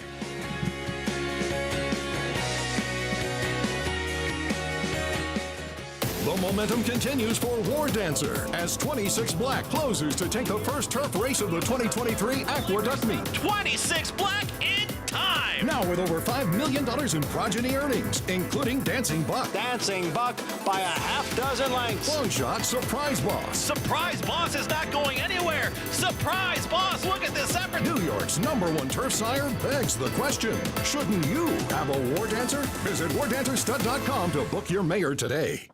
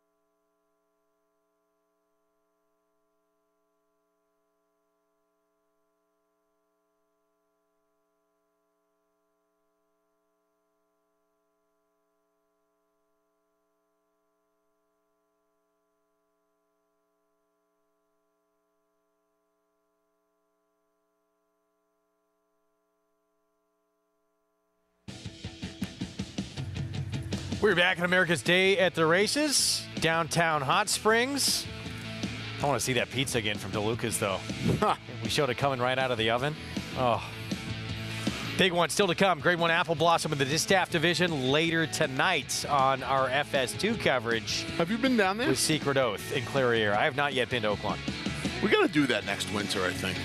Me and you got to get down there. I would love that. Gotta go get Lafitte and Gary. Switch it up a little bit. Get to the Lucas. Miramati talks about the Lucas all the time, and if Miramati gives it the stamp of approval, I got to get in there. He's the pizza connoisseur. Let's take it easy. Fourth at Oaklawn, maiden special weight coming up. We're approaching the 4-minute mark to post here. 2-turn mile in this race, and here is the current 5-2 favorite, Joel Rosario and Tejas. If this was a harness horse, he'd have no chance trip in the comment line last time. Tough draw, tough thing to do from the with the short stretch mile. Much better draw today. Hard spun fantasy for Don Von Hemel. Yeah, tough trip for him as well from the 8-hole in a earlier race from February. See if he improves with the draw as well. Mad Hustle went by for Kenny McPeak, start number 2, and here's Kingdom. Yeah, another horse who he had a decent trip. Kingdom, he ran well last time. He didn't have the easiest of trips. We'll see if he improves. Third start of his career. I think it's a pretty good one named Major Blue for Pletcher. Here's Sharp Stick at 7:01. 2 sprints to a route. He was in restricted races down at Oaklawn. Now he tries open maidens. Manta Ray, big price. Yeah, he's stretched out last time. I think less ground's going to be better for him. Maybe some class relief as well. Brad Cox, second-time starter who will stretch out Huntsville. This horse made a little bit of a middle move, then flattened out, stretching out here. Not taking as much money as I thought he would. 11-1 Soybean Man, start number 3, will stretch out. Yeah, 2 sprints, almost 3 months apart. I thought he ran well first time, regressed a little bit last time out. I thought interesting on the 2 sprint stretch out. And here's Dario for Kenny McPeak as well. Yeah, his 1-turn mile race at Churchill, I thought he ran sneaky well. And then last time I thought he ran well. The problem with him is his draw. But I'll tell you what, Greg, if you're looking for a horse, if you're betting tries in this race, I would have 9s on my tickets. If you're betting tries, have 9s. Gorgeous day in Hot Springs. The best still yet to come. Let's go back to Lafitte and Gary. Tell Anthony we're back next weekend for the Oaklawn Handicap. You're more than welcome, man. Listen, I can start driving now. You know I don't fly, dude. That's right. Almost got you on a flight for Acacia's wedding. Maybe we can lure you here for the Oaklawn Handicap. That's next Saturday. Of course, today, later on, the Apple Blossom. Meantime, horses on the track. Race number 4, these maidens, these 3-year-olds. Going to mile, Joel Rosario, Steve Asmussen, teaming up with Clairiere in the Apple Blossom. And here with Tejas, the current favorite, at 2-1. Yeah, and had the one race already going 2 turns. Was bet. Got some action that day. Went off at 8-1. Beaten 6 lengths, and the horse that won the race, Major Blue, came back to win. So good sign there, good drawdown on the inside. If he gets away from there, good, but does have the experience, and we all know Steve's horses improved dramatically second time out. 8 years? Has it been 8 years since Untappable? Kentucky Oaks winner the year prior, 2015 Apple Blossom, and these connections, Tejas, owned by Winchell Thoroughbreds, trained by Steve Asmussen. The connections for Untappable, and Johnny Velasquez going to work, the 2015 Apple Blossom winner. Yeah, what a show she put on, and these connections continue to reel out Grade 1 winners, and this is one of their best ones they've had. Big day for Winchell Thoroughbreds Asmussen in Lexington as well, with Disarm trying to earn his way into the Kentucky Derby. 3-year-olds here, Maggie Wolfendale standing by. Maggie, what are you noticing from the favorite here, 2 minutes out?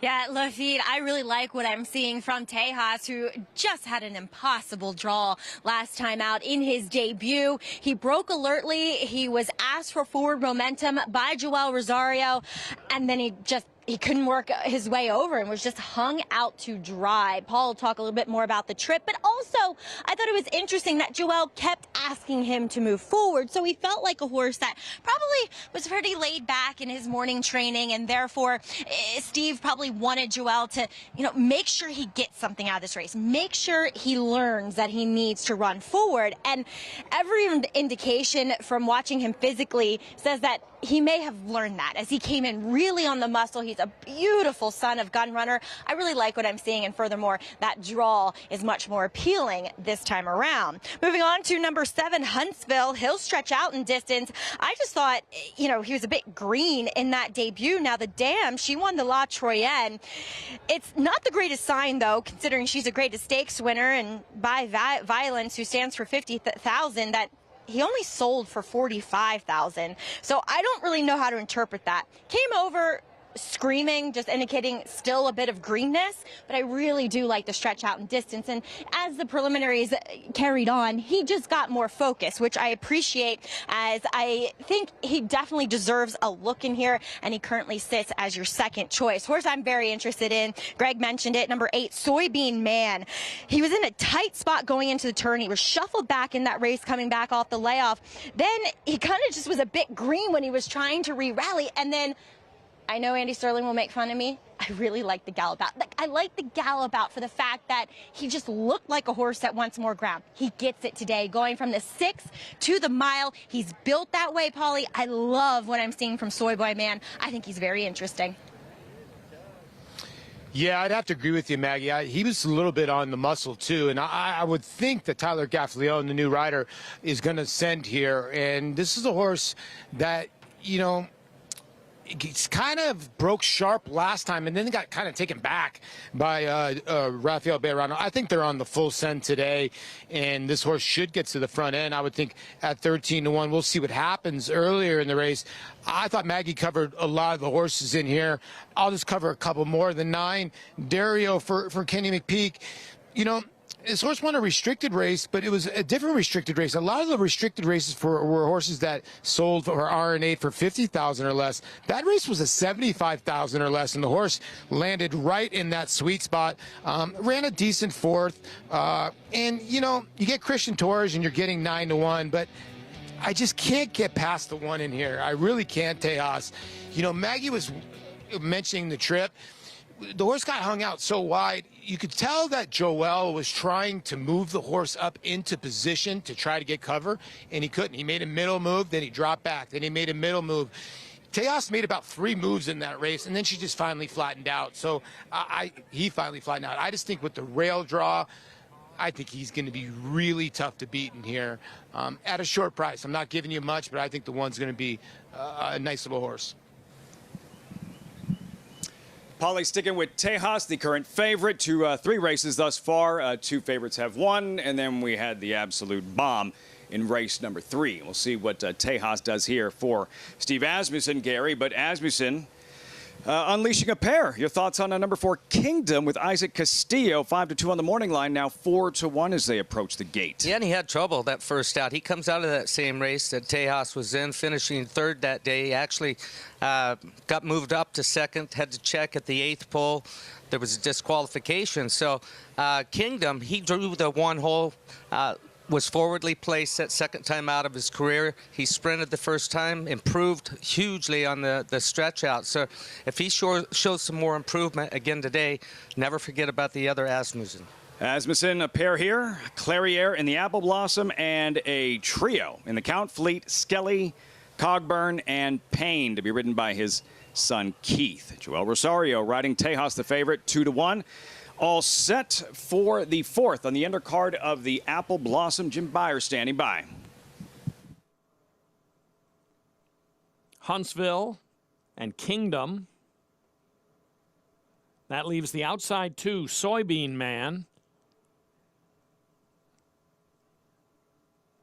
And then Dario outside of him. Soybean Man is in. Dario the last to load. 1 mile, track fast. They're in the gate. And they're off. Off to an excellent start, especially Kingdom, and he is put right on the lead early. Sharp Stick is just outside of him. There's Huntsville, 3 wide. Soybean Man is 4 wide on the outside in the blue and red. Then some 2 lengths. And it's Dario positioned on the outside in 5th. To the inside, Tejas is hugging the rail in 6th. He's about 4 lengths off the lead early on. 2 lengths to the good of Manta Ray in the white. And then comes Mad Hustle And Hard Spun Fantasy is trailing the field with 3/4 of a mile to go. Kingdom. Isaac Castillo with the lead by 3/4 of a length to Sharp Stick. Tejas right in it on the inside. He's pocketed right in behind the leader there in the maroon. Huntsville is stacked up on the outside in that second flight. He's only a length off the lead under Florent Giroux. And now Huntsville is sticking his head into second. Tejas third on the inside narrowly ahead of Sharp Stick. Soybean Man is a close-up fifth. 2 lengths then to Dario, followed by Manta Ray to the outside. And then at the back of the field are Mad Hustle and Hard Spun Fantasy. Around the turn they go, coming to the top of the short stretch. And Kingdom with the advantage here to Huntsville. And dropping out of it completely is Tejas. He'll finish well back in the field as they move off the turn. Kingdom maintains the lead. A furlong to go. Kingdom has the lead to Huntsville, Soybean Man, and Manta Ray down the middle of the racetrack. As they come to the final 16th of a mile, it's Kingdom. Cap and gown time for him. He's going to win easily here over Soybean Man. Tight for third, Hard Spun Fantasy or Manta Ray. Kingdom the win. Steve Asmussen, Isaac Castillo, third time the charm here. Yeah, he figured, right? He made a lot of sense today. He didn't have the cleanest of trips last time. It's funny, we talk about all the outside draws last time. The rail draw actually was what got him in a little trouble, but he was able to get the job done this afternoon. 4-1 on Kingdom. Faced a really good one last time out in Major Blue. We go back to New York. Mile and a 16th outer turf. 40 maiden claiming race. Kicks off the late pick 5. And 5-2 favorite, the 10 in here, Carlin Clan. You're going to go to a horse so debuting on grass, Yorkshire Prince. Yeah, he didn't do much running in his last 2 starts on dirt, which obviously concerns me. But I know Tom and Maggie Morley have been looking forward to running this horse on the dirt, on the turf. So hopefully the surface switch is the elixir today, as well as the class relief. Manny Franco showing up. 5-1 right now on the 9 Yorkshire Prince. Let's go downstairs to Mig. Yeah, guys, you got a favorite in the 10 horse, Carlin Clan, but the 9 Yorkshire Prince trying turf for the first time definitely has a physicality for turf, longer, slacker pasterns, flatter foot. Horse, did show some run in the slap, so maybe that'll correlate or translate, I should say, to handling turf. The 8 horse at a huge price, Stormandy, another horse that absolutely looks like he will appreciate getting on the turf. Man, you want to talk about a platypus foot on him, and I think at a big price, these horses are going to use in my exotics. Ultimately, I'll pick a horse that has turf form in the 4, Please Baby. I just couldn't get past his overall general physicality and health. I mean, his coat's great, rich, hydrated. Rudy Rodriguez does a terrific job. Hitting the board a lot so far, a little bit of a drought winning, but his horses are running well. And Please Baby trying maiden claiming on the turf for the first time, which I think is significant. Meanwhile, Carlin Clan, Kendra Carmouche, that's the 10, who's the favorite at 2-1. Expect this one to be forwardly placed and drops in class. Yeah, fresh gelding. He makes some sense. I don't know, though. They paid $70,000 for this horse, and they're kind of cutting bait a little bit. We'll see. He debuted for $35,000. There's just a lot of question marks with this horse, and I don't really want him as the 2-1 favorite. He can obviously win here, but I'd rather a horse right next door was a little bit of a better price. Here's the 2, Union Tap. He debuted against better than anybody in this group, and it was only 1 start. Straight maiden race at Gulfstream. See the horse going in right now, the number 3? Carpe's Capella. Blinkers come off.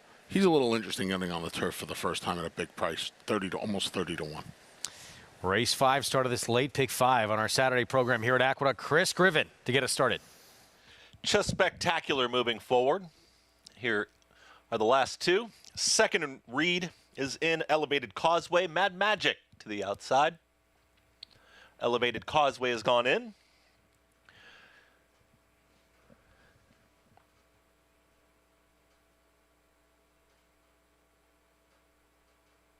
Mad Magic, last to load. Mad Magic is in. All set. And they're off. Step slow for Elevated Causeway at the back end of the field. Carpe Capella's got early speed. Will cross over. It's Carpe Capella right out to the front. Carlin Clan is going to be in the early mix as they go into that first turn, but it's Carpe Capella who's well clear. Carlin Clan is now angling over to the rail, is going to track alone in second, followed by Yorkshire Prince, who got over to the rail as well as in third. They're followed by second and Reed, who's in between horses, a touch rank. 3 wide in that second grouping is going to be Proven Hope. Then Mad Magic, who's 4 wide, now starting to settle a little bit with second and Reed, but lost some ground to do that. Steady Progress is now in the 7th spot, is to the inside of Chess Spectacular, who's got forward momentum out in the center of the course. Union Tap is now weaving in between rivals. Towards the back end of the field is Stormandy. The 2 trailers, Elevated Causeway and Please Baby, they're at the back end of the field. Now 2 up front. To the inside, it's Carpe Capella. To the outside, it's Carlin Clan. They went 24 and 2 for that opening quarter mile. 48 and 3 for that half-mile time. Right in behind them, Yorkshire Prince is saving ground to the inside with Proven Hope. They're 3rd and 4th. They are 2.5 lengths clear from second and Reed, who starts to straighten up, is now alone in 5th. Is to the inside of Mad Magic, who's trying to run on. A wide run still from Chess Spectacular. Union Tap far back to the rest as Carlin Clan is put ahead in front. It's Carlin Clan. Carpe Capella not going away yet. Carpe Capella is still at the rail in tough. Yorkshire Prince looking for room, and out wider Red Silks, that's Proven Hope. They line up here at the top of the lane. Carlin Clan gets the cue, kicks for home. Yorkshire Prince is looking for some room. Chess Spectacular, Proven Hope, they're running on as well. It's still Carlin Clan finding plenty on the front end now. Chess Spectacular is launching on the grandstand side with Proven Hope. Carlin Clan is still trying to fend them off. Yorkshire Prince is in for the fight as well. Carlin Clan needs the line. Proven Hope over the outside. Proven Hope in time. Proven Hope gets the victory over Yorkshire Prince, who was lunging there for second. Then came Carlin Clan and Chess Spectacular in 1 minute 42 and 3. Proven Hope, Katie Davis, Oscar Cabrera just claimed this one. 12th time out, breaks the maiden at 4-1. Yeah, it took a long time for this one to get out of maiden ranks. 2 turf races. One was against special weight competition. One was against maiden 40s, but they were both sprinting, Greg. And getting this horse long on the turf for the first time proved to be the trick. Start number 12 gets Proven Hope out of the maiden ranks. Had showed ability sprinting against better competition in the straight maiden race. Showed some quality on the grass, but the majority of starts for this horse had been on dirt. Back to the lawn and able to outduel Yorkshire Prince, who pretty good debut on the grass. Yeah, I wonder if Yorkshire Prince was able to get a little bit of a clearer trip. Manny did everything right.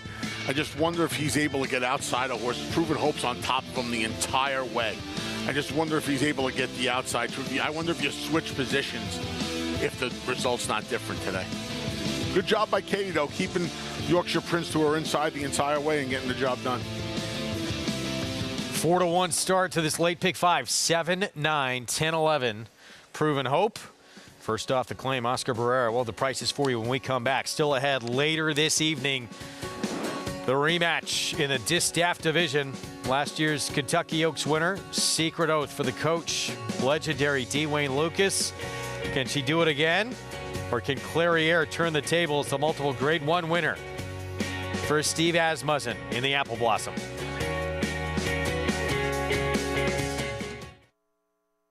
Eclipse champion Blaine, a proven sire with over 15% lifetime stakes horses. His recent top runners include graded stakes winner and Kentucky Derby hopeful Litigate. Litigate going to go on to win it here. As well as Kentucky Oaks hopeful Wet Paint.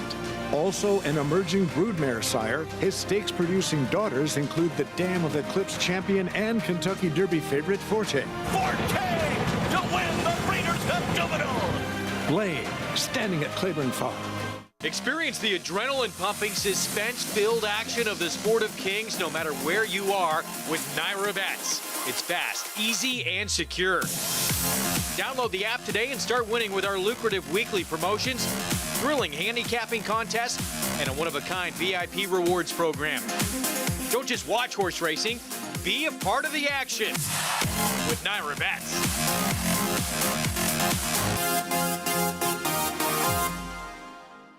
It's a domineering display by the ultra-talented McKenzie. McKenzie in a dominant performance.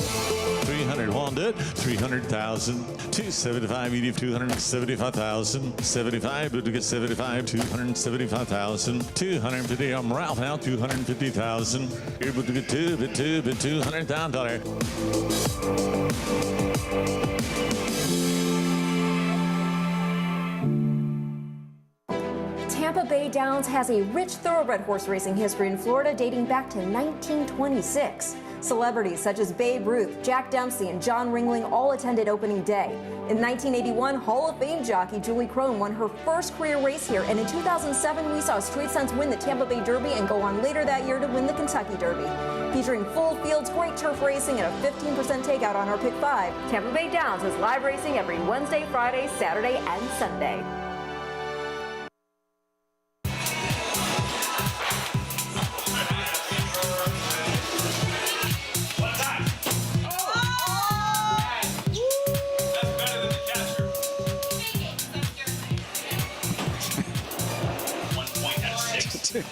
Two weeks ago, Oaklawn's president, Louis Sella, told us that axe throwing was like a thing at the new sports bar, Mainline.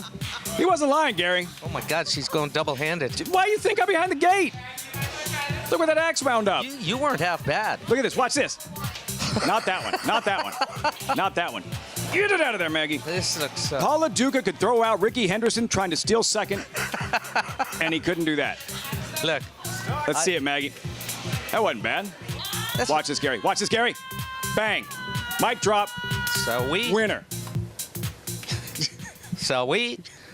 Look, I chopped a lot of wood in Idaho when I was a kid growing up, but I never threw at... Well, maybe I tried it once or twice. You want to go check it out maybe after the races? Do I? Today? You want to go check it out? No. No? You have to sign a waiver. You have to sign a waiver. Why? Look at Maggie with two hands.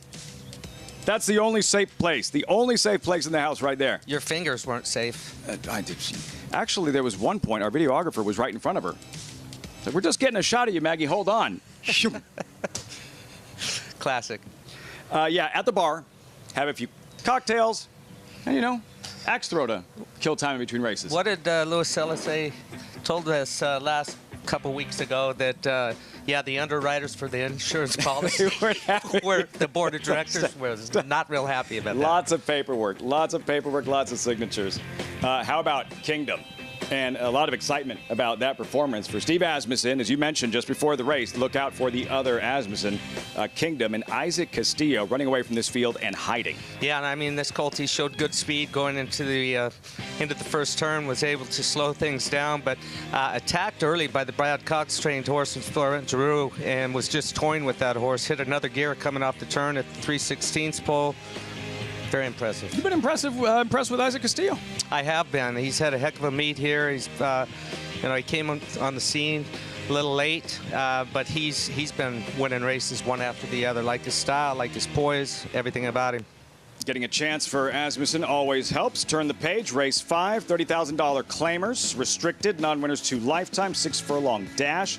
Scratch number 4, pistol or shotgun. Current favorite number 7, concept. Tyler Gaffley on a board. A date with Secret Oath in the Apple Blossom later this evening. And when we come back, this is what makes the Apple Blossom so incredibly special. It's the greats, the great mares who have won this race over the decades. Latruska, a back-to-back winner the last couple of years. Zenyatta, the celebrated, devastating closer, a 2-time winner. And the only 3-time Apple Blossom winner, the mighty Azeri. You're watching America's Day at the Races on Fox Sports 1.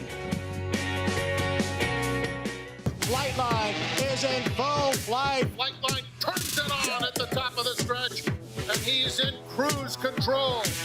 And Flightline takes off. Take a good look at this, because you're not going to see this too often, maybe never again. Flightline, 20 lengths clear. World-class racehorse, world-class performance at a world championship event.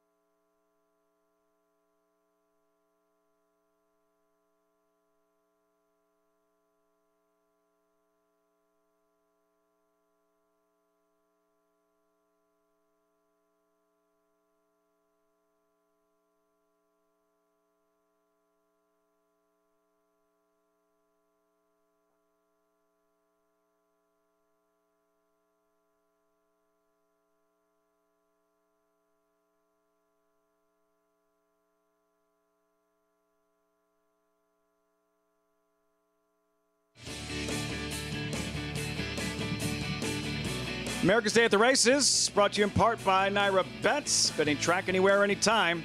Visit NairaBets.com. How cool is this? The hotel right on the first turn of the racetrack. Go through the hall. You saw the food court right through the casino, right?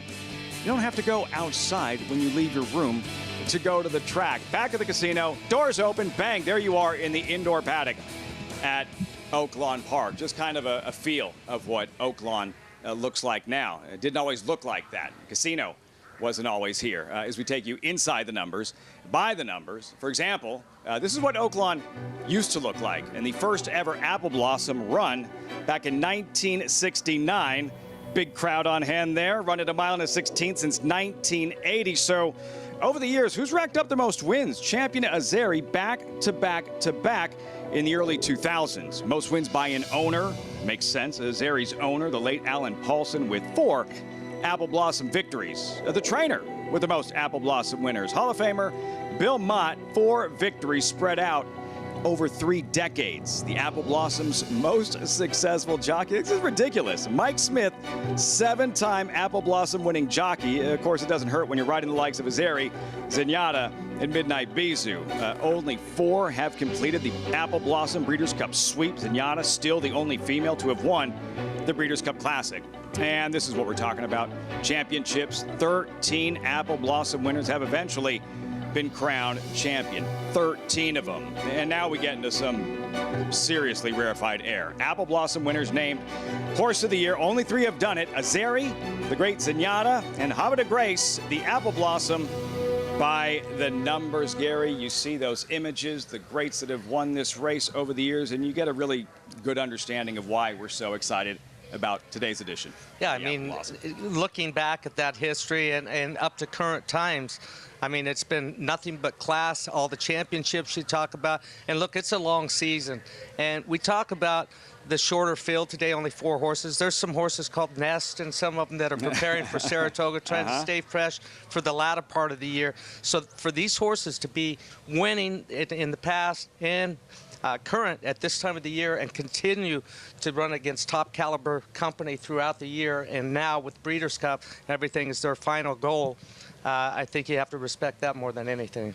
I took a look at that by the numbers, and I started to whine like I'm prone to do, and I complain. Like, where's Dad? Why isn't my old man in by the numbers? Thanks a lot, Meg. 1989 Apple Blossom. Viacoa, the great Argentine mare. Dear old Dad in the saddle. Ron McAnally, the incredible job he did with this mare when she came up from South America. She was nervous. She was temperamental. He transformed her into a front-running wrecking ball. And he had the enforcer above. Strongest finisher in the game. Never saw anybody look like he looked on finishing on a horse. I tried to emulate it. I couldn't get close to it. I had a few things, but Joel Rosario emulated it. I think he's as close as I've seen, and people try and emulate Joel Rosario's style now as well. That came from Lafitte Pinkai right there. Rosario, such a strong, strong finisher. We'll have a chance to see that a little bit later this evening. Greg with Clairiere, second choice in the Apple Blossom. Secret Oath, of course, the 4-5 morning line favorite. And I understand horses on the track at the Big A, yes?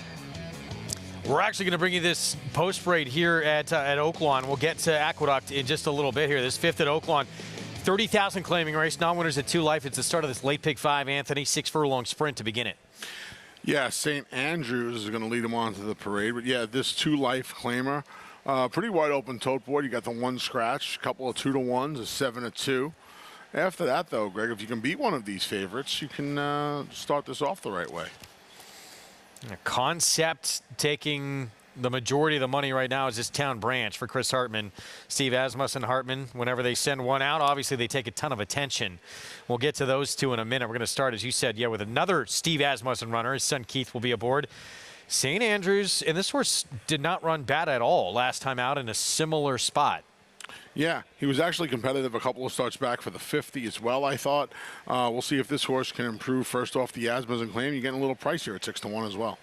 7-2. Next door horse coming off a win. It took a while. It was 1-5. Finally won 12th time out for Ron Moquette. Yeah, he did not beat much last time. He gets a little bump in class, and he's first time out for Moquette. Like you said, Joel Rosario going to climb aboard as well. Golden Luna going to step up in class. Yeah, it looks to be up against it a little bit. Just 1 for 11 with 2 third-place finishes. This 5 schmooze formerly with Steve Asmussen. Yeah, Barnes 2 for 12 at the meet. Caught a muddy track off the claim last time out. This horse isn't without a chance. Cut back in distance for Mr. Creed, and here's Concept, the favorite. Mr. Creed was third going long last time. Concept, the favorite, was alternating on the lead against a little bit better at Sam Houston most recently. Lucky Dude at 14-1. Yeah, tried this level when dropping in last time, finished a decent fourth. And Town Branch had a gate-to-wire win at Oaklawn back in January. First time for a tag last time, got beat a long way, 6 lengths. See how he is second time for the tag on the drop again for Hartman. Yeah, it was 50 non-winners of 2 in for 30 today. Makes a nice appearance. 4 minutes away. 5th at Oaklawn. It starts this late pick 5 sequence. We'll have it for you when we come back. You're watching America's Day at the Races on FS1, Bally Sports SoCal. Stay with us.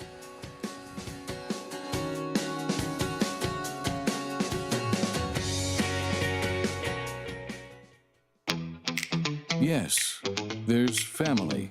If we say La Troyenne, you'll get the picture.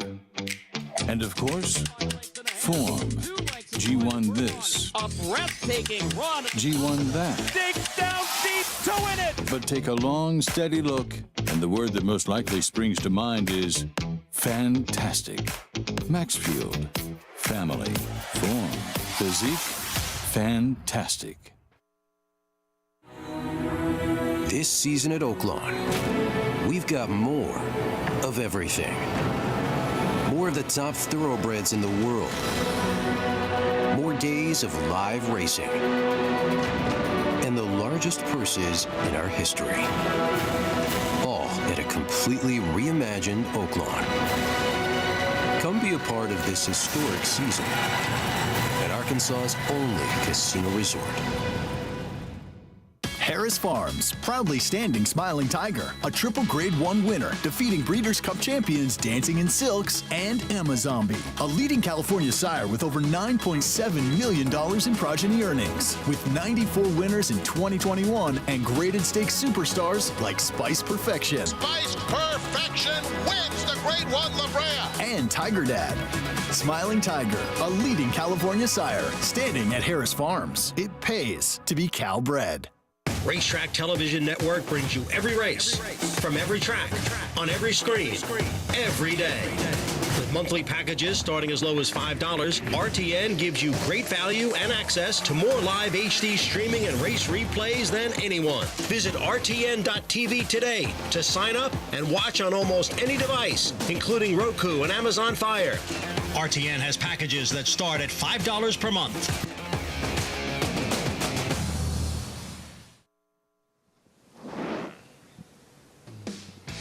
Welcome back to America's Day at the Races. As always, coverage brought to you in part by Hillendale. Atalapa. Warm-up continues for this 5th race, about 3 minutes out. $30,000 claimers, non-winners to lifetime, 3/4 of a mile sprint. The current favorite is Concept number 7. That's not him. That's a Golden Luna trying to pull off an upset. Saw a 70-1 shot earlier, about an hour ago, race 3. Concept, though, is the current choice at 2-1. Tyler Gaffleone riding for Steve Asmussen. They're teaming up here. They won't be later. Steve Asmussen with Clairiere. Gaffleone to ride Secret Oath in the Apple Blossom. Concept, though, last start, Gary, had a Sam Houston and a tough luck second place finish, defeated about a neck after encountering some trouble. Yeah, and he's put 2 good races back to back. 2 back at here at Oaklawn Park. I was claiming 50 non-2 that day. He's getting $20,000 class drop from that. Had some trouble in here. Was second best with the trouble, but getting some, I would say, class relief, quite a bit of class relief from that race 2 back. Just picked off late, reaching for the wire. Out finished Concept. 7-5, though, Maggie, that's what he looked like in his last race. He has the right connections. How does Concept look as he continues to warm up? Lafitte, like he's better than this field. I'll be pretty surprised if he doesn't get the job done here with the class relief. He's a big, burly son of gun runner, and he kind of gave off this air of, I am better than you, kind of looking down on the rest of his competition. Has warmed up beautifully. I like what I see. He's tactical. He can be forward on the engine. He doesn't necessarily have to be, though. And he's posted well with the 6 hole. A horse that's interesting is First Off the Claim for Ron Moquette, whom I got a chance to talk to. He blows the brake every time. I mean, it's just what he does. And I asked Ron, what do you do with a horse like this? And he said, we take him to the gate a lot, but Ron also has the farm at his disposal. So he has kind of a satellite farm a couple miles away from it here at Oaklawn, and he has a gate set up there. And he said he kind of got to do some different things where you might not be able to do it in the morning, where he said, I kind of got to break him a little bit out of the gates with nobody else around. And what I noticed with this horse is he's got a very light mouth. So I also asked Ron, did you tell Joel anything? No, he just said, good luck. But when we were watching him warm up, he's like, that's exactly what I wanted Joel to do, is take him away from the pony and try to figure him out a bit. And he does. He has a light mouth. He doesn't want anybody touching his head. So we'll see if Joel can figure out Kentucky Bourbon. Granted, he won last time. Well, circling the field, Paulie. Yeah, and when you look at Kentucky Bourbon, this is the horse that's going to come from off the pace, right? And then you look at a horse like Concept, the 7. This horse beat Tejano Twist, who's going to be your favorite probably in the Count Fleet a little bit later on. Now, that was at Remington Park in the Kip DeVille. You know, this son of Gun Runner, in his first 2 races, drew the 11, the 10 hole, and then won that race. And then, you know, it's sort of been the traveling horse for Steve Asmussen. 7 racetracks, 7 different racetracks for the 7 in his first 10 starts. So your concern would be, is this horse going to be a little bit tired? Has gone from Fairgrounds to Oaklawn Park to Houston back to Oaklawn Park with all the travel. In agreement with Maggie, though, he is the one to beat. You know, and Town Branch, the 9, is the confusing one, because usually when Hartman drops, they get bet. And this is a horse that gets dropped, and they show a bullet drill right after the race, after the drop. So is that a for sale sign, or is this horse live? And if that does happen, and the 7 and the 9, they go a little crazy up front, I do think the 2 is the horse that could be laying in the weeds from way back. You know, a light bulb angle might have just clicked for this 2, who had some trouble, probably should have broke, or he probably should have broke his maiden a long time ago. So the 7 is definitely the horse to beat. Like I said, my concern is 7 different racetracks in 10 starts. Been a lot of different travel. He's the one to beat. But I'll take a shot with Kentucky Bourbon from off the pace. 4-1 Kentucky Bourbon. Joel Rosario filing into the gate. Final thoughts, Gary, on Town Branch, the outside, the second choice. Yeah, well, I think that we kind of hit the nail on the head. He's dropping, and he wins on the drop. He's doing both. The horse is for sale. Probably expects to lose him, but he's probably expecting to join Town Branch in the winner's circle, knowing Chris Hartman. Francisco Arrieta, Chris Hartman, team up with Tejano Twist, 5-2 morning line favorite in the Count Fleet. Post time, race 5, Oaklawn. And Town Branch, the last to load. They're all in line. And they're off. Kentucky Bourbon was out slowly. Good start for Golden Luna inside and Concept on the outside. Then Schmooze and Town Branch. St. Andrews in the pink is 5th. Lucky Dude is a length back of him and running in 6th up the backstretch. Mr. Creed is next to last. And Kentucky Bourbon is trailing the field as they advance into the turn.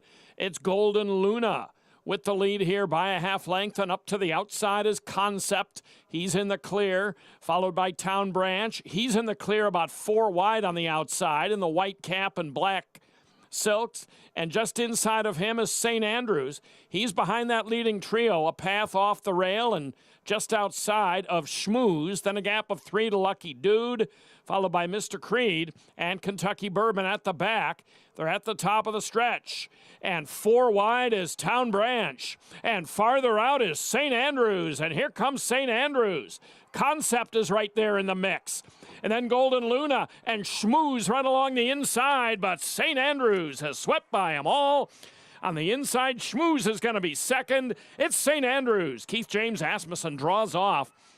Schmooze 4 lengths back in second. Kentucky Bourbon from well out of it for third. And then Golden Luna. What a moment for the Asmussen family.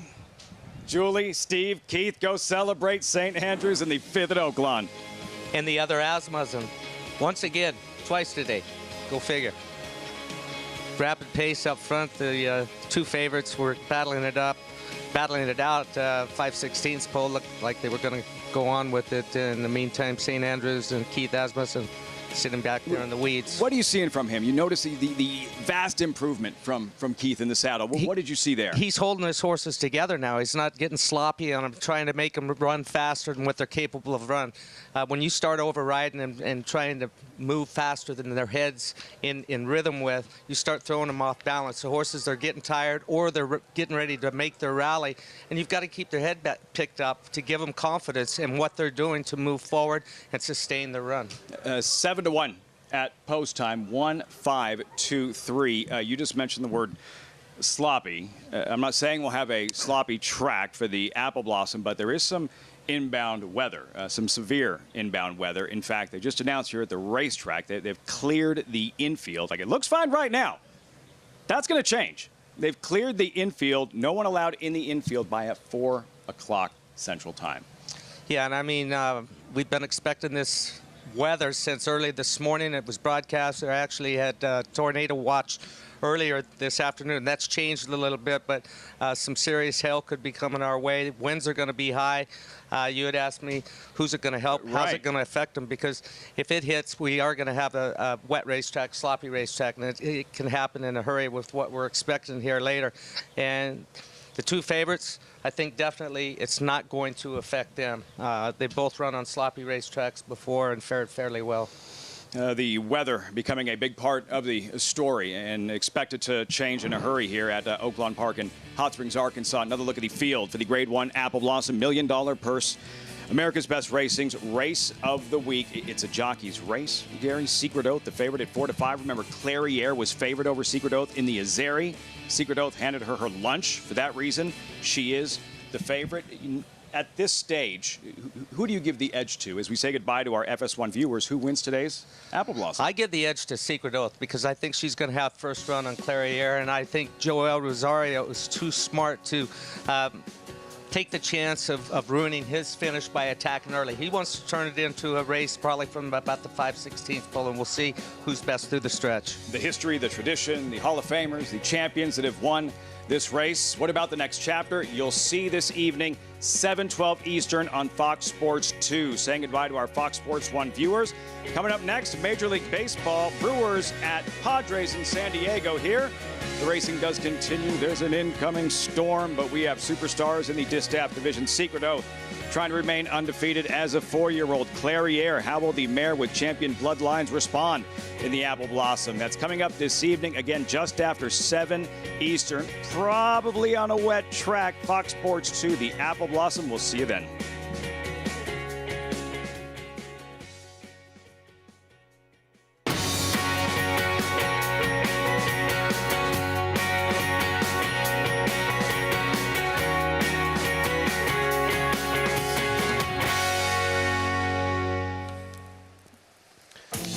Welcome to those just joining us on our FS2 coverage. You're watching America's Day at the Races. It's brought to you in part by America's Best Racing. For the love of the race, visit americasbestracing.net today. Greg Wolf alongside Anthony Stabile as we get set for the late pick 4 coming up, race 6 on the card. We say welcome to everyone. We're going to be going late into the evening tonight. That big showdown in the Distaff Division coming up from Hot Springs. Yeah, looking forward to the Secret Oath Clairiere rematch later on this evening. That is in the Grade 1 Apple Blossom. Who do you give the edge to? I give it to Secret Oath. I think she just has a number, especially down at Oaklawn Park. All right, we're loading up here for the 6 at Aqueduct. $10,000 claiming race to start this Big 4 6-furlong sprint. Favorite right now is the 6 Zerts. Yeah, that's where I landed here. I like this horse a lot today.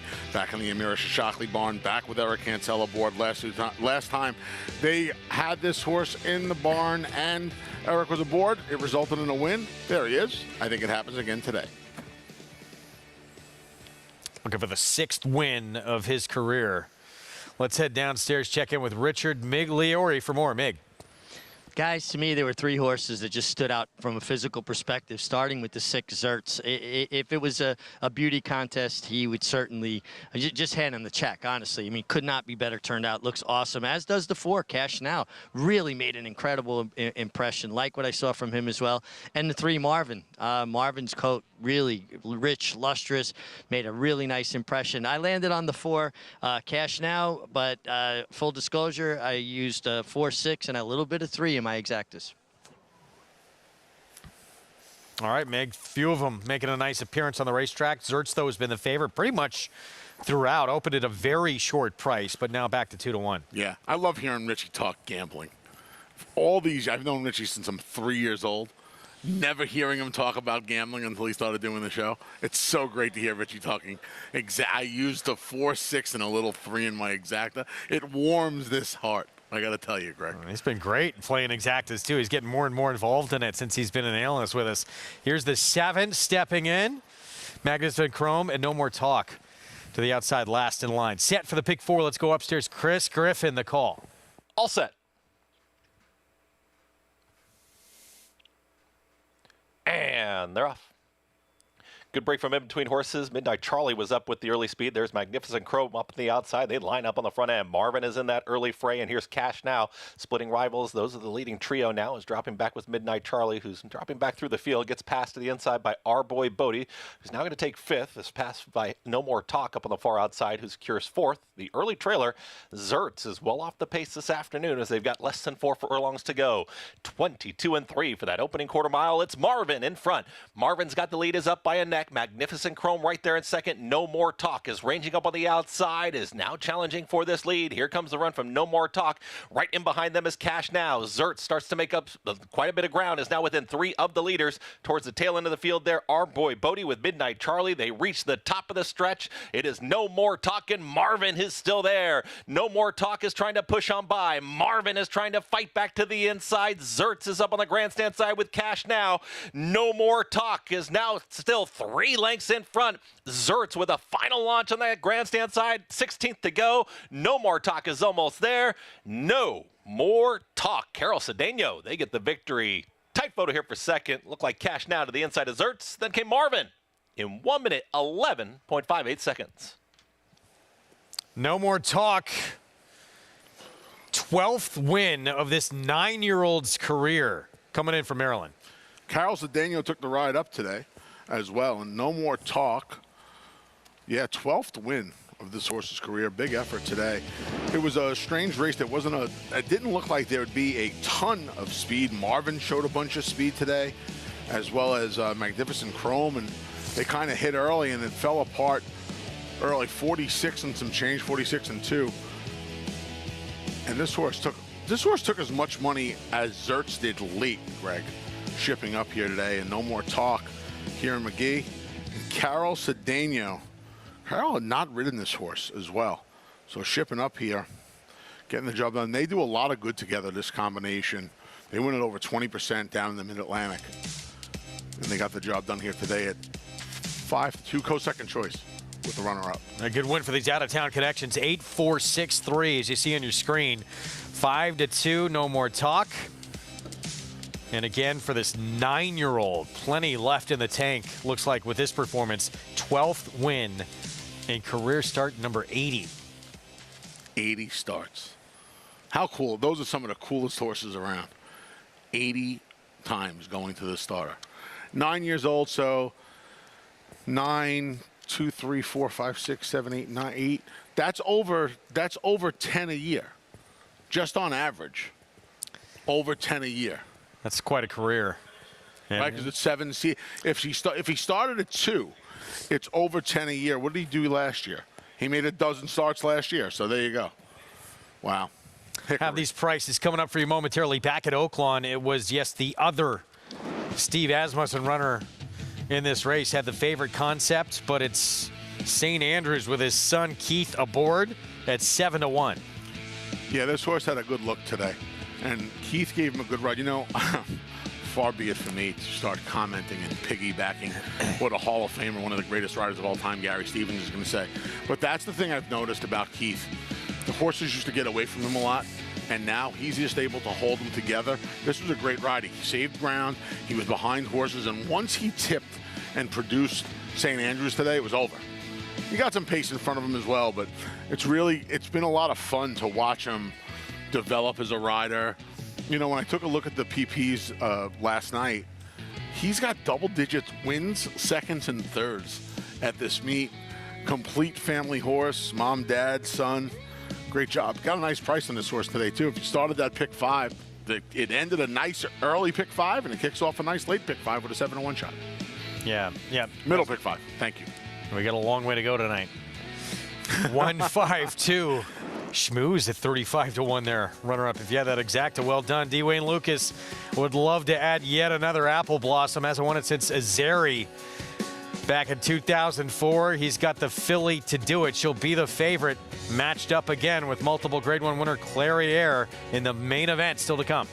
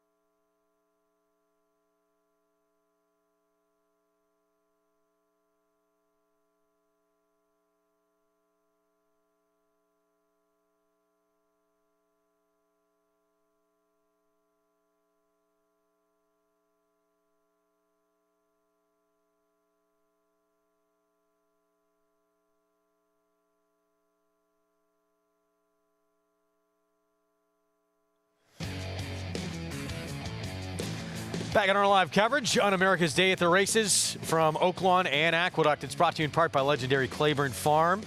100 years of doing the usual unusually well. Winner's Circle back in race 6 at Aqueduct. No more talk, and Shipper coming in from Maryland at 5-2 here. 9-year-old wins for the 12th time in his career. Take a look at that winner, sir. Well, take a look at the replay. I have an old friend of mine, my friend Lonnie, would never have bet no more talk today. Do you know why? Just looking at the screen, Greg, an old racetracker wives' tale. Never would have bet this horse today. You know why? Sub-Silks. He felt, and there are a lot of old school horse players that would have felt like, and this is just an old wives' tale, obviously. If they didn't think to bring the Silks, why? I mean, how ridiculous is that? Yeah. Whatever works as a handicapper. I guess. Well, that makes the trip up here and gets the job done. Kieran McGee. all of 5-2. Max Jingle in the house for $7.90. How about that exacta? Those are the second and third choices, co-5-2 shots, and that's $39 for $2. Co-second choices. Healthy exacta, no question. Cross country pick 5 is going to begin in the next race here in New York, incorporating several racetracks. Begins with a tough one on the turf, mile and a 16th, and a state-bred, New York-bred here, maiden special weight to begin the sequence. You look at this group here, that Count Fleet is loaded to close it out at Oaklawn. Yes and no. So, because of two wide open maiden races, we have a ticket. We put a ticket up at Naira Bets, as always. So, we're going to spread in the 2 maiden races in New York. 2, 3, 4, 6, 11 here. And then we're going to go 5 and 6. I like Disarm in the Lexington. I'm also going to use one of the Brad Cox runners. Another spread in the finale here at the Big A. 3, 6, 7, 10. Top picks are the 6 and 7. I'm going to use the 2 logical horses in Italian and the Godolphin runner and the Jenny Wiley. And then, Oaklawn Park. That Count Fleet, I think you have to look at the Count Fleet one of 2 ways. And that's going to go as race 9 at Oaklawn. You're going to have to go 3, 4, or 5 deep, or you're going to have to put your faith into Hanno Twist. And I put my faith into Hanno Twist. I felt like in the sequence, even more so than in Italian, he was the single. He's just been Hickory down there this winter. He's won at Mahoning Valley. He won at Keeneland. He won a bunch of races down at Oaklawn. The only time he got beat at Oaklawn was by Ganite. He's won 4 of 5, looking for 5 of 6. And to me, Hanno Twist, there's plenty of speed. He was the most reliable horse in the sequence. I didn't want to go for $80. I wanted to make it a more reasonable $40 ticket, so I singled Hanno Twist today. All right, meanwhile, Skelly in that race for Asmussen, he's ran a number that was out of this world against this group, but a lot of speed. See if he can do it again. Yeah. And yeah, there is other pace in that race. Meanwhile, ABR race of the week, the rematch in that Distaff division, last year's Kentucky Oaks winner. Secret Oath for the coach, Steve Wayne Lucas, multiple Grade 1 winner. Clairiere for Steve Asmussen. You would got to think Clairiere, second off the bench, going to be a little bit more ready for this showdown. But again, Secret Oath, she's so athletic, and she's going to, no question, have first run on Clairiere. Yeah, so athletic. It might even be more athletic. Might be the way to put it as well, right? I mean, she's just going to have the jump, and you see it right here. She has a length and a half on her here, and the problem is the length and a half, 2 lengths turns into 3 or 4 lengths. She's just faster earlier, and I think that's plain and simple. That's it. So, the other thing about Secret Oath is, she's not only faster, she's fast. That's kind of doesn't make that much sense, but she's fast. She can be forward. Hot and sultry, everybody just assumes is going to be on a lean here, and she's supposed to be, but Secret Oath doesn't have to let her get that far away if they try and dawdle out hot and sultry speed, which I think they might do in here. But we realize, too, look, Clairiere, look, she's 5 now. That was her first start back. She has historically a lot better races that she's run than the one we saw in her 5-year-old debut. No question about it. But the one thing that's common about all of her races she has in common is she has no speed, 0 early speed. And that's a detriment to her every time she faces the starter, but especially in a race like this. See if she can make more of an impact down the stretch. Second off the bench in her 5-year-old return for Steve Asmussen. She's been special for these connections. Homebred for Stone Street Stables. Tail of the tape of what these 2 superstars in this Distaff division have accomplished. And they've accomplished a lot. But you look at wins at Oaklawn, and this is obviously where Secret Oath, sort of her tale of her legend began. Yeah, this is where she started to build that momentum last year. Winning the Martha Washington, winning the Honey Bee, even the 3rd in the Arkansas Derby, where she had that, she had a little bit of a premature move, I think, in that Arkansas Derby. She ran into one of the only 3-year-old stakes horses that had multiple Grade 1 wins in Cyberknife last year. She didn't embarrass herself, and even her Preakness, where she was 4th, ran very good. She ran well in the Preakness last year, and she ran into a buzzsaw the second half of the year. Ultimately, the 3-year-old filly champion in Nest, who won both the CCA Oaks and the Alabama, second in the Belmont Stakes, presented by Naira Betts. So,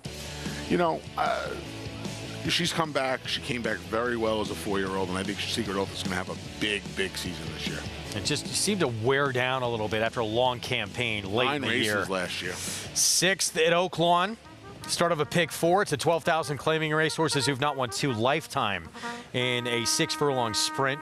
Coming up, the 9-5 favorite, Street Art. It's Brad Cox and a 4-year-old with speed there from post 2. Yeah, figures to take a tough.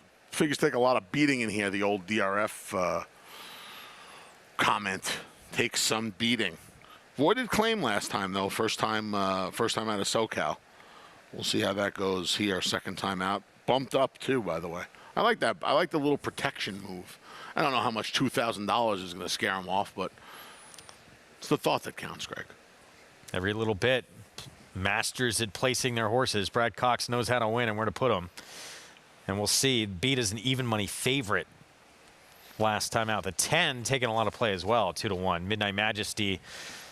Diodoro, first 2 races. He started off the card today. They won by about maybe 15 lengths combined. 60? Yeah.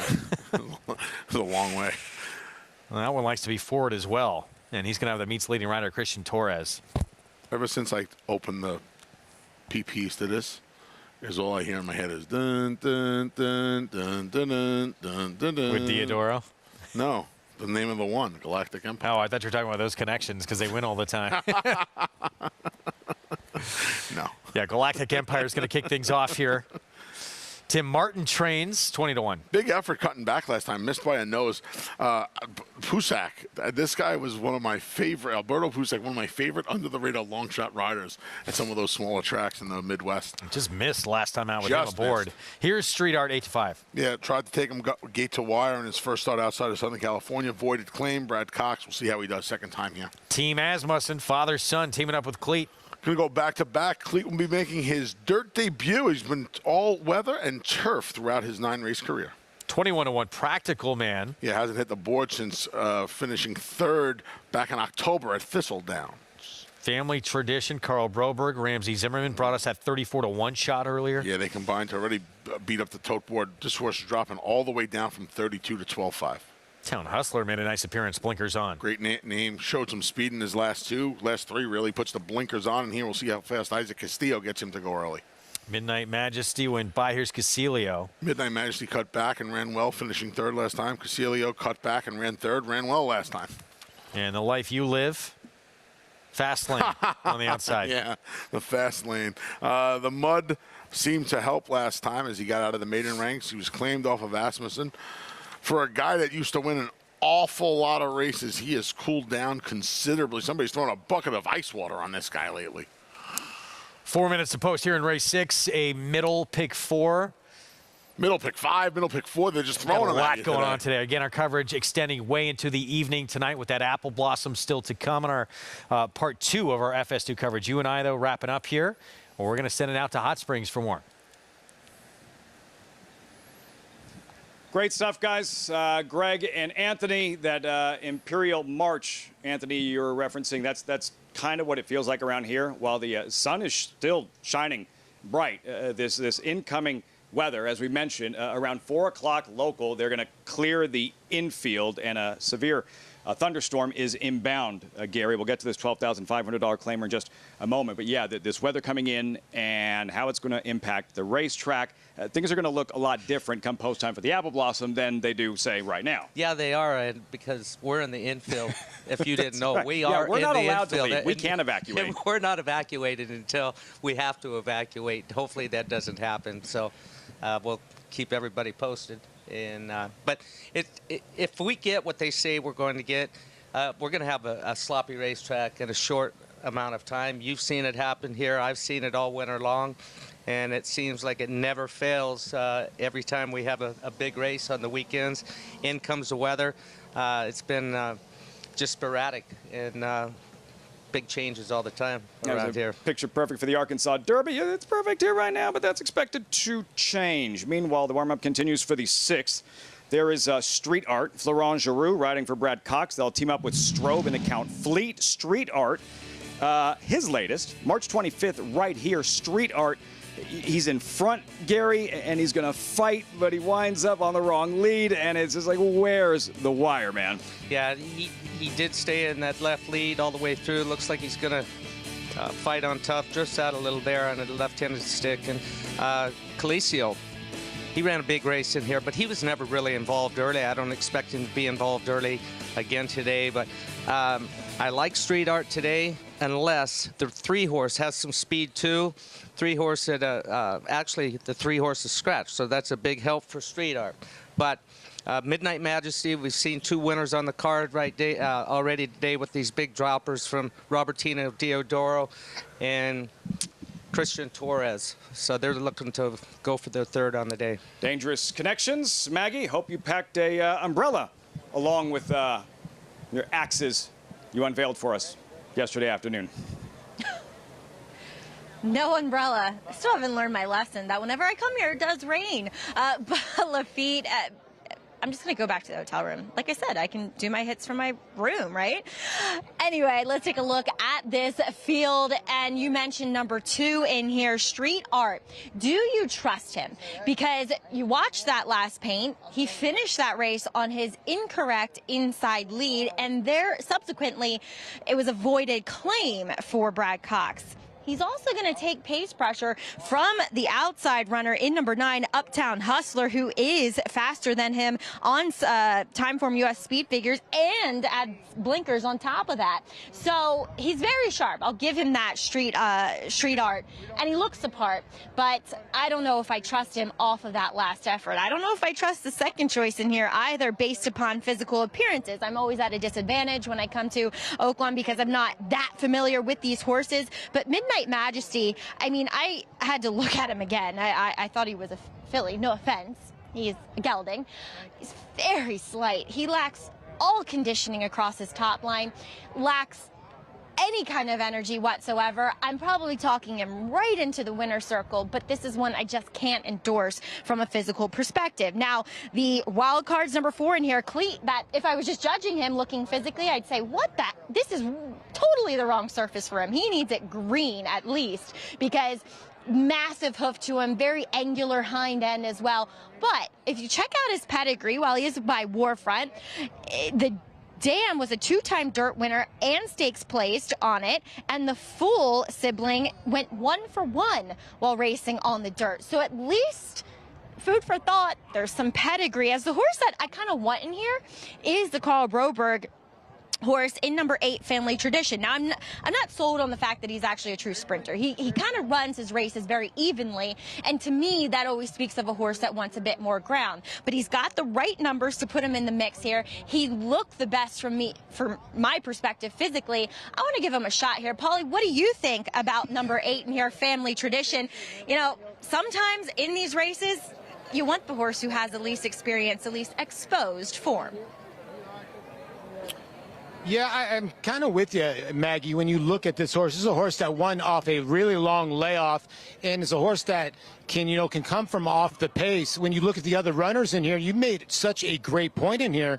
I don't know how the 2 and the 10 get to the front end. The 9 is the quickest, and the horse is putting the blinkers on. So are the 2 and the 10 going to have to lay off that horse, where we've seen Family Tradition come from way out of it? I do like the 10 a tiny bit more than the 2 in this spot. I just think the 2's kind of put in a tough spot. You know, it's going to really depend, because I think the 9, like Maggie said, is the quickest in here. I like Family Tradition, and the reason why is I just think this is the horse that can make up ground late in the stretch. Ramsey Zimmerman and Carl Broberg already clicked at a giant price today, and you're getting 9-2. And if I send it back to Lafitte, even Hank Williams Jr. would agree with my selection, Family Tradition, Lafitte. Yeah, good company. Very good company. Yeah, and Zimmerman, Broberg, as you mentioned, that bomb with promising shoes in the 3rd race. End Zone Athletics, they just win a lot of races trying for a second on the afternoon, Gary. You're with Midnight Majesty towards the outside and Christian Torres. Yeah, I am. I just think that he's got the class of the field and think he can turn the tables regardless of the speed in here. Let's get to Ramsey Zimmerman for a minute. It should be noted that he has the same agent as Christian Torres, Cody Autry. So he's been able to get him him a lot of business, and he's quietly had a decent meet. Flying high after that big upset earlier today. Ramsey Zimmerman promising shoes. Can he rack up a second win? We're all set. It is post time. Jim Byers with the call. Race 6 Oaklawn on the Apple Blossom undercard. Fast lane moving forward. Race 6 of 12 today. All in line. And they're off. Cleat is driving off to the early lead with Uptown Hustler and Street Art right on the inside. Then a gap of 2, and it's Fast Lane racing in 4th, and inside of him is Midnight Majesty in 5th. Gap of some 2.5 then, and Coselio is racing 6th up the backstretch. He's about 7 or 8 lengths off the lead. They're well spread out toward the back. Behind Coselio is Galactic Empire, Family Tradition, and Practical Man is well back. It is bunched up front, though. Street Art moves through on the inside to take the lead by a head from up on the outside. Uptown Hustler. In fact, Uptown Hustler's trying to stick his head in front. Then Street Art Cleat having trouble keeping up with them. And then comes Fast Lane racing in 4th. And it is well back to Midnight Majesty on the inside. He has no shot at this juncture as Uptown Hustler takes over the lead here as they come to the final 16th. And Street Art has been defeated. He's going to try to hold on to a clear second here, followed by Fast Lane, and up on the outside, Family Tradition, but Uptown Hustler with a trouncing here. Over Street Art, it looked like Family Tradition over Fast Lane. Could be a photo for the show.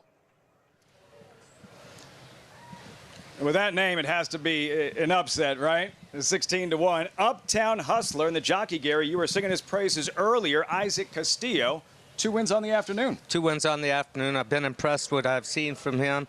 He doesn't look at that tote board, just goes out and rides them hard, and he got the job done here again.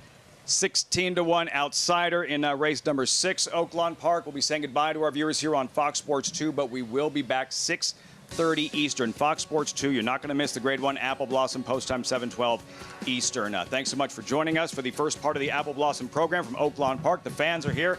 The weather's inbound. Apple Blossom one way or the other this evening. We'll see you on Fox Sports 2 right here at 6:30 Eastern. Warfront. This son of Danzig ranks among the world's elite sires. Ranked #1 by percentage of stakes winners, graded stakes winners, and Grade 1 winners. No stallion has a better strike rate. Warfront is the sire of over 100 lifetime stakes winners, including some of the sport's most talented runners both at home and abroad. The leading turf sire of 2022 by stakes winners and stakes performers. Warfront, standing at Claiborne Farm. Experience the adrenaline-pumping, suspense-filled action of the Sport of Kings no matter where you are with Naira Bets. It's fast, easy, and secure. Download the app today and start winning with our lucrative weekly promotions, thrilling handicapping contests, and a one-of-a-kind VIP rewards program. Don't just watch horse racing, be a part of the action with Naira Bets.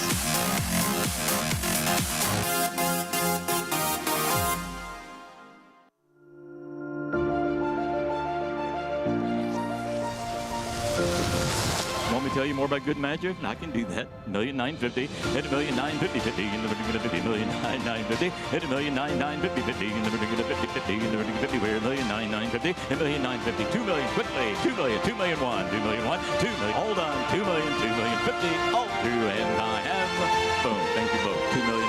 Rogers way. Good luck. Would you believe that champions weren't measured by rings, but by a crown? That the history books were written on dirt? That the greatest of all time was a horse? He is moving like a tremendous machine. Experience the magic at this year's Belmont Stakes as we honor the 50th anniversary of Secretariat's legendary Triple Crown triumph. Join the celebration at Belmont Park on Saturday, June 10th. Tickets on sale now at BelmontStakes.com.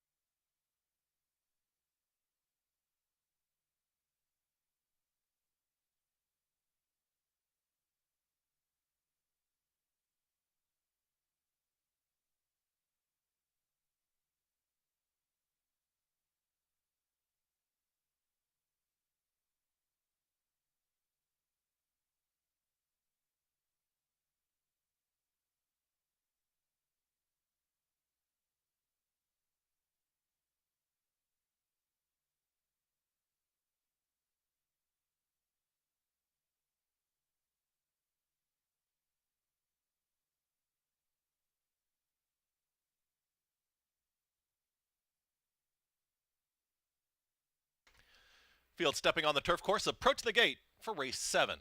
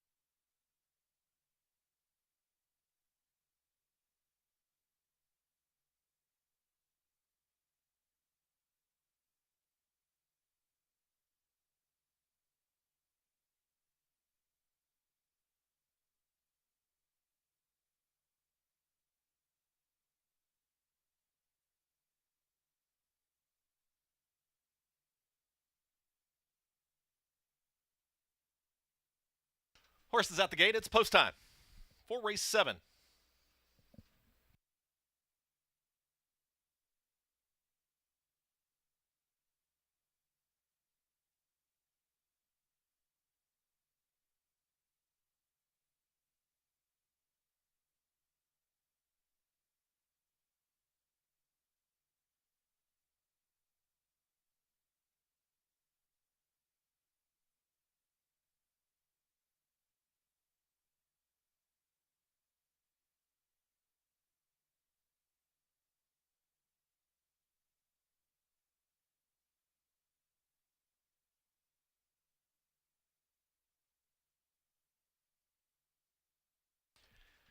Waiting on Gracefulness, who's stepping forward.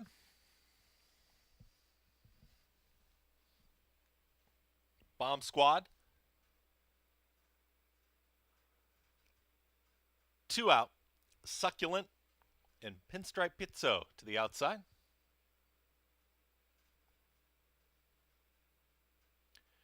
Goes in. All set. And they're off. Good break from the inside there. The Splendid One flashes early speed. Starts now as they come out of the chute. And here comes from the outside draws. There's Kosuke with La Conquistadora. It's La Conquistadora with a head in front. Kosuke is going to track right to the outside from second. Then comes Starts Now. The Splendid One broke on top, is in the 4th spot. Is going to hug the rail there. And to the outside of that rival comes Ichiban, who's now in 5th. In behind them, further back in the field, comes Bomb Squad, and to the inside of that runner is Arasima as they work into that first turn, cornering a touch wide was La Conquistadora. Towards the tail end of the field, we've got Pinstripe Pizzo as in the yellow silks, and the orange cap, that's Succulent, followed by Gracefulness, Inflationary Trend, and the trailer is Orange Freeze. As they work to the back stretch, on the front end, it's La Conquistadora. La Conquistadora is up by 3/4 of a length. Kosuke with mild pressure, 23 seconds flat for the opening quarter mile. Starts Now is in 3rd, and up on the outside now is Arasima is in the 4th spot, is all alone. Tracking at the rail still is the Splendid One in 5th. Succulent starts to move forward, just ran by Ichiban, and down at the inside is Bomb Squad, will need some room. Pinstripe Pizzo starts to make up some ground as well from the tail end of the field, and far back to the rest right now. Inflationary Trend is back there with Gracefulness, and also Orange Freeze is the trailer. They work into that far turn. Kosuke is back for more up on the outside. They went 1:14.50 for 3/4 of a mile. Kosuke is to the outside of now La Conquistadora, who's under a full drive. They hit the top of the lane. It's Kosuke who's in front. La Conquistadora is trying to hang in there. Starts Now, once off the rail, is tipping into the 3-path to chase this leader. Kosuke is in front. It's Kosuke. Starts Now. Succulent up on the outside. Arasima is there as well. Kosuke is trying to find a final 16. Starts Now is lunging late. Kosuke at a big number. Here comes the late run from Starts Now. Kosuke will get it done. It's Kosuke who gets it over. Starts Now, then came Succulent in a photo with Arasima. The Splendid One was running on late as well with La Conquistadora in 1:44 seconds flat.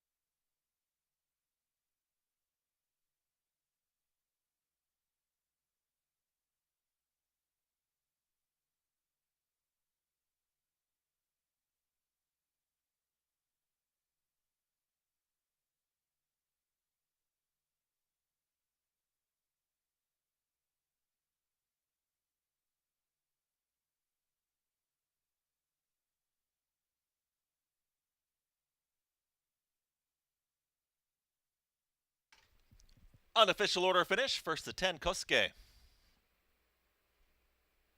Second the 4 starts now. Third the 7, Arasima. Fourth the 6, Succulent. 10-4-7-6 in race 7. 41-1 in today's 7th. Hold all tickets until it's official.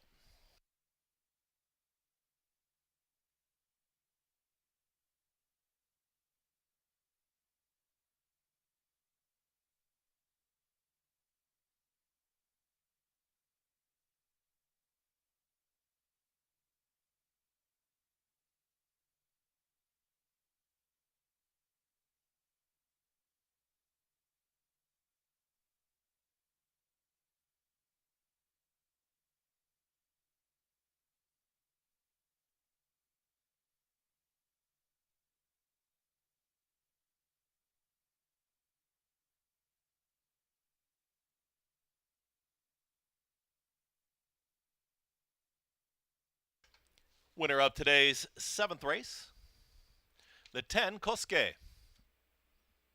She's a 3-year-old. Bred in New York by Karakanti out of Osaka. Winning owner is Berkshire Stud. Winning trainer, Jim Bond. Winning jockey, Jamie Torres.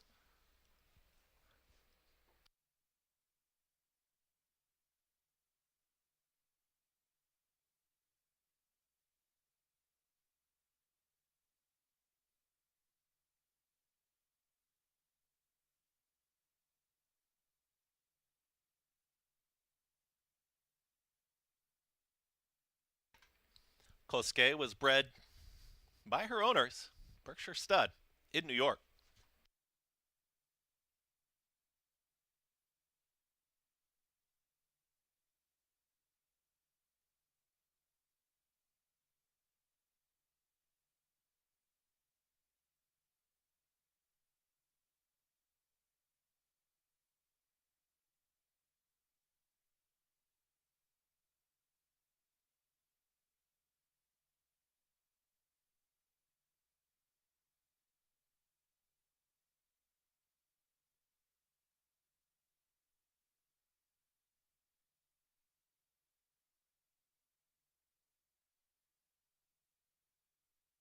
Race official, the exacta return $538.50. The double 810, $155.75. The trifecta for 50 cents, 10-4-7, $3,525.75. Superfecta, $4,113 even. The pick 3, 7 with 8 with 10, $1,049 even. Final running time, 1 minute 44.12. Coming up, it's race 8, today's 8th. 23 minutes away. Scratch the 9 and the 10. Race 8 in 23 minutes.